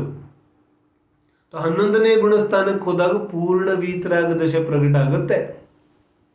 ಇದ್ರ ಬಗ್ಗೆ ಸಾಕಷ್ಟು ಸೂಕ್ಷ್ಮವಾದ ಅದ್ಭುತವಾದ ಚರ್ಚೆಗಳಿದೆ. ಮತ್ತೆ ಸಮಯ ಬಂದಾಗ ಚರ್ಚೆ ಮಾಡಿ. ಸೂಕ್ಷ್ಮ ಯಾವ 11ನೇ ಗುಣಸ್ಥಾನ ಇದೆಯಲ್ಲ ಅದರ ಹೆಸರೇನು? ಉಪಶಾಂತ ಮೋಹ. 11ನೇ ಗುಣಸ್ಥಾನದ ಹೆಸರೇನು? ಉಪಶಾಂತ ಮೋಹ. ಉಪಶಾಂತ ಮೋಹ ಅಂದ್ರೆ ವರ್ತಮಾನ 11ನೇ ಗುಣಸ್ಥಾನದ ಕಾಲದಲ್ಲಿ ಮೋಹ ಸಂಪೂರ್ಣವಾಗಿ ಉದಯದಲ್ಲಿ ಇಲ್ಲ. ಅಂದ್ರೆ ಅರ್ಹಂತ ಪರಮೇಷ್ಟಿಗೆ ಧ್ಯಾನ್ಸೆ ಸುಮ್ಮನೆ ಏನು ಹೇಳ್ತಿದ್ದೀನಿ ನಾನು, ಗಮನ ಕೊಟ್ಟು ಕೇಳೋದು.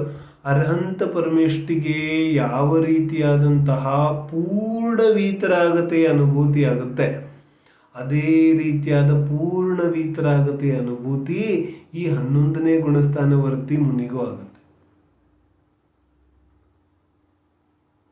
ಏನು ಹೇಳ್ತಿದ್ದಾರೆ? ಪಂಚಮ ಕಾಲದಲ್ಲಿ ಮೋಕ್ಷ ಆಗಲ್ಲ ಅಂತ ಹೇಳ್ತಾರಲ್ಲ, ಆದರೆ ಅರ್ಹಂತ ಪರಮೇಷ್ಠಿಗೆ ಯಾವ ರೀತಿಯಾದ ಅನುಭೂತಿ ಆಗುತ್ತೆ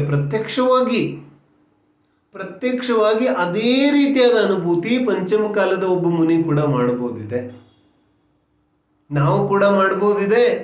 ನಾನು ದೀಕ್ಷೆಯನ್ನ ತಗೊಂಡು ಆ ಯಾವ ಅರ್ಹಂತ ಪರಮೇಷ್ಠಿ ಯಾವ ರೀತಿಯಾದ ಪೂರ್ಣ ವೀತರಾಗುತ್ತೆ, ಆಂಶಿಕ ವೀತರಾಗತ್ತೆ ಅಲ್ಲ, ಸಂಪೂರ್ಣ ಕಷಾಯ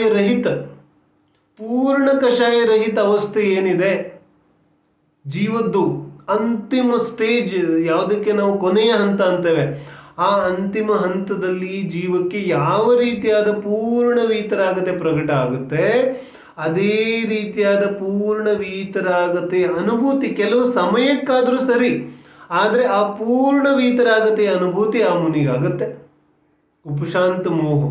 ಆದ್ರೆ ತಕ್ಷಣ ಅಂತರ್ಮುಹೂರ್ತದಲ್ಲಿ ಕೆಳಗಡೆ ಪುನಃ ಶ್ರೇಣಿಯ ಅವರೋಹಣ ಆಗುತ್ತೆ. ಅವರೋಹಣದಲ್ಲಿ 11ನೇ ಗುಣಸ್ಥಾನದ ಮೇಲೆ ಹೋಗೋದಿಲ್ಲ, ಕೆಳಗೆ ಬರ್ತಾನೆ. ಆದ್ರೆ ಯಾವ ಜೀವ ಕ್ಷಪಕ ಶ್ರೇಣಿ ಆರೋಹಣ ಮಾಡ್ತಾನೆ, ಆ ಜೀವ ಸೂಕ್ಷ್ಮ ಸಂಪ್ರಾಯ 10ನೇ ಗುಣಸ್ಥಾನದಿಂದ ನೇರವಾಗಿ 11ನೇ ಗುಣಸ್ಥಾನವನ್ನು ಬಿಟ್ಟು ನೇರವಾಗಿ 12ನೇ ಗುಣಸ್ಥಾನಕ್ಕೆ ಹೋಗ್ತಾರೆ. ಅದರ ಹೆಸರೇನು? ಕ್ಷೀಣ ಮೋಹ. 11ನೇ ಗುಣಸ್ಥಾನ ಉಪಶಾಂತ ಮೋಹ, 12ನೇ ಗುಣಸ್ಥಾನ ಕ್ಷೀಣ ಮೋಹ. ಯಾವ ಜೀವ ಕ್ಷೀಣ ಮೋಹ ಗುಣಸ್ಥಾನವನ್ನು ಪ್ರಕಟ ಮಾಡ್ಕೋತಾನೆ, ಅವನಿಗೆ ಸಂಪೂರ್ಣ ಯಾವ ಮೋಹ ಇದೆ ಅದು ಸಂಪೂರ್ಣ ಕಷಾಯಗಳ ನಾಶ ಆಗುತ್ತೆ. ನಾಶ ಆಗ್ತಾ ಇದ್ದಂತೆ ಮುಂದಿನ ಕ್ಷಣದಲ್ಲಿಯೇ 13ನೇ ಗುಣಸ್ಥಾನ ಪ್ರಕಟ ಆಗುತ್ತೆ. ಅದರ ಹೆಸರು ಸಯೋಗ ಕೇವಲಿ. ಕೇವಲ ಜ್ಞಾನ ಪ್ರಕಟ ಆಗುತ್ತೆ. ಕೇವಲ ಜ್ಞಾನ ಪ್ರಕಟ ಆಗೋದ್ರಿಂದ ಕೇವಲಿ ಅವಸ್ಥೆ ಪ್ರಕಟ ಆಗುತ್ತೆ, ಅರ್ಹಂತ ಅವಸ್ಥೆ ಪ್ರಕಟ ಆಗುತ್ತೆ. ಆ ಅರ್ಹಂತರ ಅವಸ್ಥೆಗೆ ನಾವು ಸಯೋಗ ಕೇವಲಿ ಅಂತ ಕರಿತೇವೆ. ಸಯೋಗ ಕೇವಲಿಯ ಯಾವ ಅವಸ್ಥೆ ಇದೆ, ಆ ಸಯೋಗ ಕೇವಲಿಯ ಅವಸ್ಥೆ ಅರ್ಹಂತ ಅವಸ್ಥೆ ಇದೆ, ಅದು 13ನೇ ಗುಣಸ್ಥಾನದ ಅವಸ್ಥೆ ಇದೆ. ಇನ್ನು 13ನೇ ಗುಣಸ್ಥಾನವನ್ನ ಯಾವಾಗ ದಾಟಿ, ಅಂದ್ರೆ ಘಾತಿ ಕರ್ಮಗಳು ನಾಶ ಆಗಿದೆ, ಅಘಾತಿ ಕರ್ಮಗಳು ಯಾವಾಗ ನಾಶ ಆಗುತ್ತೆ, ಆಗ ಸಹಜವಾಗಿಯೇ 14ನೇ ಗುಣಸ್ಥಾನ ಬಹಳ ಅಲ್ಪ ಸಮಯದಿದೆ. ರಿಲ್ರಿ ಅನ್ನುವಷ್ಟು ಸಮಯ ಎಷ್ಟು ಬೇಕಾಗುತ್ತೆ ಅಷ್ಟು ಸಮಯ ಅಂತ ಹೇಳ್ತಾರೆ. ಬಹಳ ಒಂದು ಸಮಯ ಅಂತ ನಾವು ಅನ್ಬೋದು. ಅಷ್ಟು ಸೂಕ್ಷ್ಮ ಸಮಯದ ಕಾಲ 14ನೇ ಗುಣಸ್ಥಾನದಲ್ಲಿ ಶರೀರ ಎಲ್ಲ ನಷ್ಟ ಆಗಿ ಅಯೋಗ ಕೇವಲಿ ಅಂದ್ರೆ ಯೋಗ ನಿರೋಧ ಆಗುತ್ತೆ. ಯೋಗ ನಿರೋಧ ಆದ ನಂತರ ಶರೀರ ಎಲ್ಲ ನಾಶ ಆಗಿ ಸಿದ್ಧಾವಸ್ಥೆ ಪ್ರಕಟ ಆಗುತ್ತೆ. ಹೀಗೆ ಈ ಗುಣಸ್ಥಾನಗಳ ಒಂದು ಸಾಮಾನ್ಯವಾದಂತಹ ಒಂದು ಏನು ಹೇಳ್ತಾರೆ ಸ್ವರೂಪ ಇದೆ. ಈ ಒಂದು ನಮ್ಮ ಇಷ್ಟು ಚರ್ಚೆಯಲ್ಲಿ ಗುಣಸ್ಥಾನಗಳ ಒಂದು ಸಾಮಾನ್ಯ ಒಂದು ಜ್ಞಾನ ಆಗಿದೆ ಅಂತ ನಾನು ತಿಳ್ಕೊತಾ ಇದ್ದೇನೆ.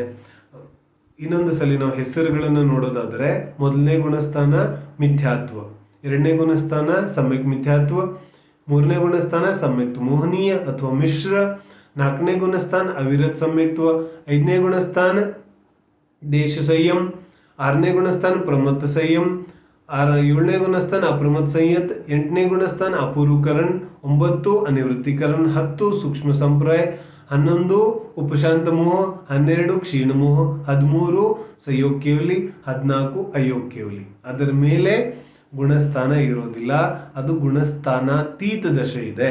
ಯಾಕಂದ್ರೆ ನಾವು ಮೊದಲೇ ಹೇಳಿದ್ವಲ್ಲ, ಮೋಹ ಮತ್ತು ಯೋಗದ ನಿಮಿತ್ತದಿಂದ. ಆದ್ರೆ 14ನೇ ಗುಣಸ್ಥಾನ ಆದ್ಮೇಲೆ ಶರೀರವೇ ಇಲ್ಲ, ಯೋಗ ಕೂಡ ಇಲ್ಲ. ಮೋಹ ಅಂತೂ 12ನೇ ಗುಣಸ್ಥಾನದಲ್ಲೇ ಅಲ್ಲಿ ಖತಮಾಗಿದೆ. 10ನೇ ಗುಣಸ್ಥಾನದ ಅಂತಿಮ ಸಮಯದಲ್ಲಿ ಅಲ್ಲೇ ಮೋಹ ಸಂಪೂರ್ಣ ನಾಶ ಆಗೋಗಿದೆ. ಮೋಹನೂ ಇಲ್ಲ, ಯೋಗನೂ ಇಲ್ಲ, ಗುಣಸ್ಥಾನ ಎಲ್ಲಿದೆ? ಗುಣಸ್ಥಾನ ಇರೋದಿಲ್ಲ, ಗುಣಸ್ಥಾನ ಇಲ್ಲ. ಹಾಗಾಗಿ 14ನೇ ಗುಣಸ್ಥಾನ ಆದ್ಮೇಲೆ ಯಾವುದೇ ಗುಣಸ್ಥಾನ ಇರೋದಿಲ್ಲ, ಗುಣಸ್ಥಾನಾತೀತ ದಶೆ ಇದೆ. ಹಾಗಾಗಿ ಸಿದ್ಧ ಪರಮೇಷ್ಠಿದ್ ಯಾವ ಗುಣಸ್ಥಾನ ಅಂತ ಕೇಳಿದ್ರೆ, ಸಿದ್ಧ ಪರಮೇಷ್ಠಿ ಗುಣಸ್ಥಾನಾತೀತ ಇದ್ದಾರೆ. ಅದರ ಅರ್ಥ ಜೀವ ಕೂಡ ಗುಣಸ್ಥಾನಾತೀತ ಇದ್ದಾನೆ. ಈ ಗುಣಸ್ಥಾನಗಳು ಜೀವದ್ರವ್ಯದ ಅವಸ್ಥೆ ಮಾತ್ರ ಇದೆ, ಜೀವದ್ರವ್ಯದ ಪರ್ಯಾಯ ಮಾತ್ರ ಇದೆ. ಮತ್ತು ಪರ್ಯಾಯ ಯಾವುದಕ್ಕಂತೀವಿ ನಾವು? ಯಾವುದು ಪ್ರತಿ ಸಮಯ ಬದಲಾಗತ್ತೆ, ಯಾವುದು ಶಾಶ್ವತ ಇಲ್ಲ, ಯಾವುದು ಕ್ಷಣಿಕ ಇದೆ, ಅದಕ್ಕೆ ನಾವು ಪರ್ಯಾಯ ಅಂತೀವಿ. ಗುಣಸ್ಥಾನ ಪರ್ಯಾಯ ಇದೆ, ಗುಣಸ್ಥಾನ ಅವಸ್ಥೆ ಇದೆ. ಗುಣಸ್ಥಾನ ಜೀವದ್ರವ್ಯದ ಶಾಶ್ವತ ಸ್ವಭಾವ ಅಲ್ಲ. ಆದರೆ ಮೋಕ್ಷ ಮಾರ್ಗವನ್ನು ಆರೋಹಣ ಮಾಡ್ತಕ್ಕಂತಹ, ಮೋಕ್ಷ ಮಾರ್ಗವನ್ನು ಪಡೆದು ಮೋಕ್ಷದ ದಾರಿಯನ್ನು ಹಿಡಿದು ಮೋಕ್ಷದವರೆಗೆ ತಲುಪುವಂತಹ ಯಾವ ದಾರಿ ಇದೆ, ಆ ದಾರಿಯಲ್ಲಿ ಯಾವೆಲ್ಲ ರೀತಿಯಾದ ಪರಿಣಾಮಗಳು ಉಂಟಾಗುತ್ತೆ, ಯಾವ ರೀತಿಯಾಗಿ ಅಂತರಂಗದ ಒಂದು ಪರಿಣಾಮಗಳಲ್ಲಿ ಏರಿಳಿತಗಳಾಗುತ್ತೆ, ಎಷ್ಟೆಲ್ಲ ಸಾರಿ ಜೀವ ಮೇಲೇಳ್ತಾನೆ ಕೆಳಗಿಳಿತಾನೆ, ಮೇಲೇಳ್ತಾನೆ ಕೆಳಗಿಳಿತಾನೆ, ಯಾವ ರೀತಿ ಸಾಧನೆ ನಡೀತಾ ಇರುತ್ತೆ ಸಮ್ಯಕ್ ದೃಷ್ಟಿದ್ದು ಅನ್ನುವಂತಹ ಒಂದು ಸಾಮಾನ್ಯವಾದ ಮಾಹಿತಿಗೋಸ್ಕರ ಈ ಗುಣಸ್ಥಾನದ ಒಂದು ಚರ್ಚೆ ಇದೆ. ವಿಶೇಷವಾಗಿ ಕರ್ಮದ ಯಾವ ಅವಸ್ಥೆಯಲ್ಲಿ ಹೇಗಾಗುತ್ತೆ, ಯಾವೆಲ್ಲ ರೀತಿಯಾಗಿ ಕರ್ಮಗಳ ಅವಸ್ಥೆ ಮತ್ತು ಜೀವದ ಪರಿಣಾಮಗಳು ಯಾವ ರೀತಿಯಾಗಿ ಆಗುತ್ತೆ, ಯಾವ ಗುಣಸ್ಥಾನದಿಂದ ಯಾವ ಗುಣಸ್ಥಾನಕ್ಕೆ ಹೋಗ್ಬೋದು. ಈಗ ಉದಾಹರಣೆಗೆ ಮಿಥ್ಯಾತ್ವ ಗುಣಸ್ಥಾನದಿಂದ 2ನೇ ಗುಣಸ್ಥಾನಕ್ಕೆ ಹೋಗೋಕ್ಕಾಗೋದಿಲ್ಲ, 3ನೇ ಗುಣಸ್ಥಾನಕ್ಕೆ ಕೆಲವು ಸಮಯದಲ್ಲಿ ಹೋಗ್ಬೋದು, ಆದರೆ ಸಾಮಾನ್ಯ ಅವಸ್ಥೆಯಲ್ಲಿ 3ನೇ ಗುಣಸ್ಥಾನಕ್ಕೂ ಹೋಗೋಕ್ಕಾಗೋದಿಲ್ಲ. ನೇರವಾಗಿ 1ನೇ ಗುಣಸ್ಥಾನದಿಂದ 4ನೇ ಗುಣಸ್ಥಾನಕ್ಕೆ ಹೋಗ್ಬೋದು, 5ನೇ ಗುಣಸ್ಥಾನಕ್ಕೆ ಹೋಗ್ಬೋದು, 6ನೇ ಗುಣಸ್ಥಾನಕ್ಕೆ ಹೋಗೋಕ್ಕಾಗೋದಿಲ್ಲ, 7ನೇ ಗುಣಸ್ಥಾನಕ್ಕೆ ಹೋಗ್ಬೋದು, ಇಳಿಯುವಾಗ 7ರಿಂದ 6ಕ್ಕೆ ಬರ್ಬೋದು, ಆದರೆ ಏರುವಾಗ 1ರಿಂದ 6ಕ್ಕೆ ಹೋಗೋಕ್ಕಾಗೋದಿಲ್ಲ, ಅಥವಾ 4ರಿಂದ 6, 5ರಿಂದ 6 ಹೋಗೋಕ್ಕಾಗೋದಿಲ್ಲ. ಏರುವಾಗ 1ರಿಂದ 4, 5 ಅಥವಾ 7, 8, 9ಕ್ಕೆಲ್ಲ ಹೋಗೋಕ್ಕಾಗೋದಿಲ್ಲ 1ರಿಂದ. ಹೀಗೆ ಯಾವ್ಯಾವ ಗುಣಸ್ಥಾನದಿಂದ ನಾವು ಏರ್ಬೋದು, ಯಾವ್ಯಾವ ಗುಣಸ್ಥಾನದಿಂದ ಇಳಿತಾನೆ, ಎಲ್ಲಿ ಯಾವ ರೀತಿಯಾದ ದಶೆಗಳು ಉಂಟಾಗುತ್ತೆ ಇತ್ಯಾದಿ ಯಾವ ಚರ್ಚೆಗಳಿದೆ ಅವುಗಳನ್ನು ಮತ್ತೆ ಕಾಲಾವಕಾಶ ಸಿಕ್ಕಂಗೆ ನಾವು ಚರ್ಚೆಯನ್ನು ಮಾಡೋದಿದೆ. ಇದರ ಬಗ್ಗೆ ಯಾರಿಗಾದ್ರೂ ಸಂದೇಹಗಳಿದ್ರೆ ಅವರು ಪ್ರಶ್ನೆಯನ್ನು ಕೇಳಬಹುದು. ಈ ಒಂದು ಗುಣಸ್ಥಾನದ ಚರ್ಚೆಯನ್ನು ನಮ್ಮ ಗಮನದಲ್ಲಿ ಇಟ್ಕೊಂಡು ಮೋಕ್ಷ ಮಾರ್ಗದ ಒಂದು ಮಾರ್ಗದಲ್ಲಿ ನಮ್ಮ ಸಾಧನೆಯನ್ನು ಮುಂದುವರಿಸೋಣ ಅನ್ನೋ ಭಾವನೆಯಿಂದ ಇವತ್ತಿನ ಚರ್ಚೆಯನ್ನು ನಾವಿಲ್ಲಿ ವಿರಾಮ ಮಾಡೋದಿದೆ.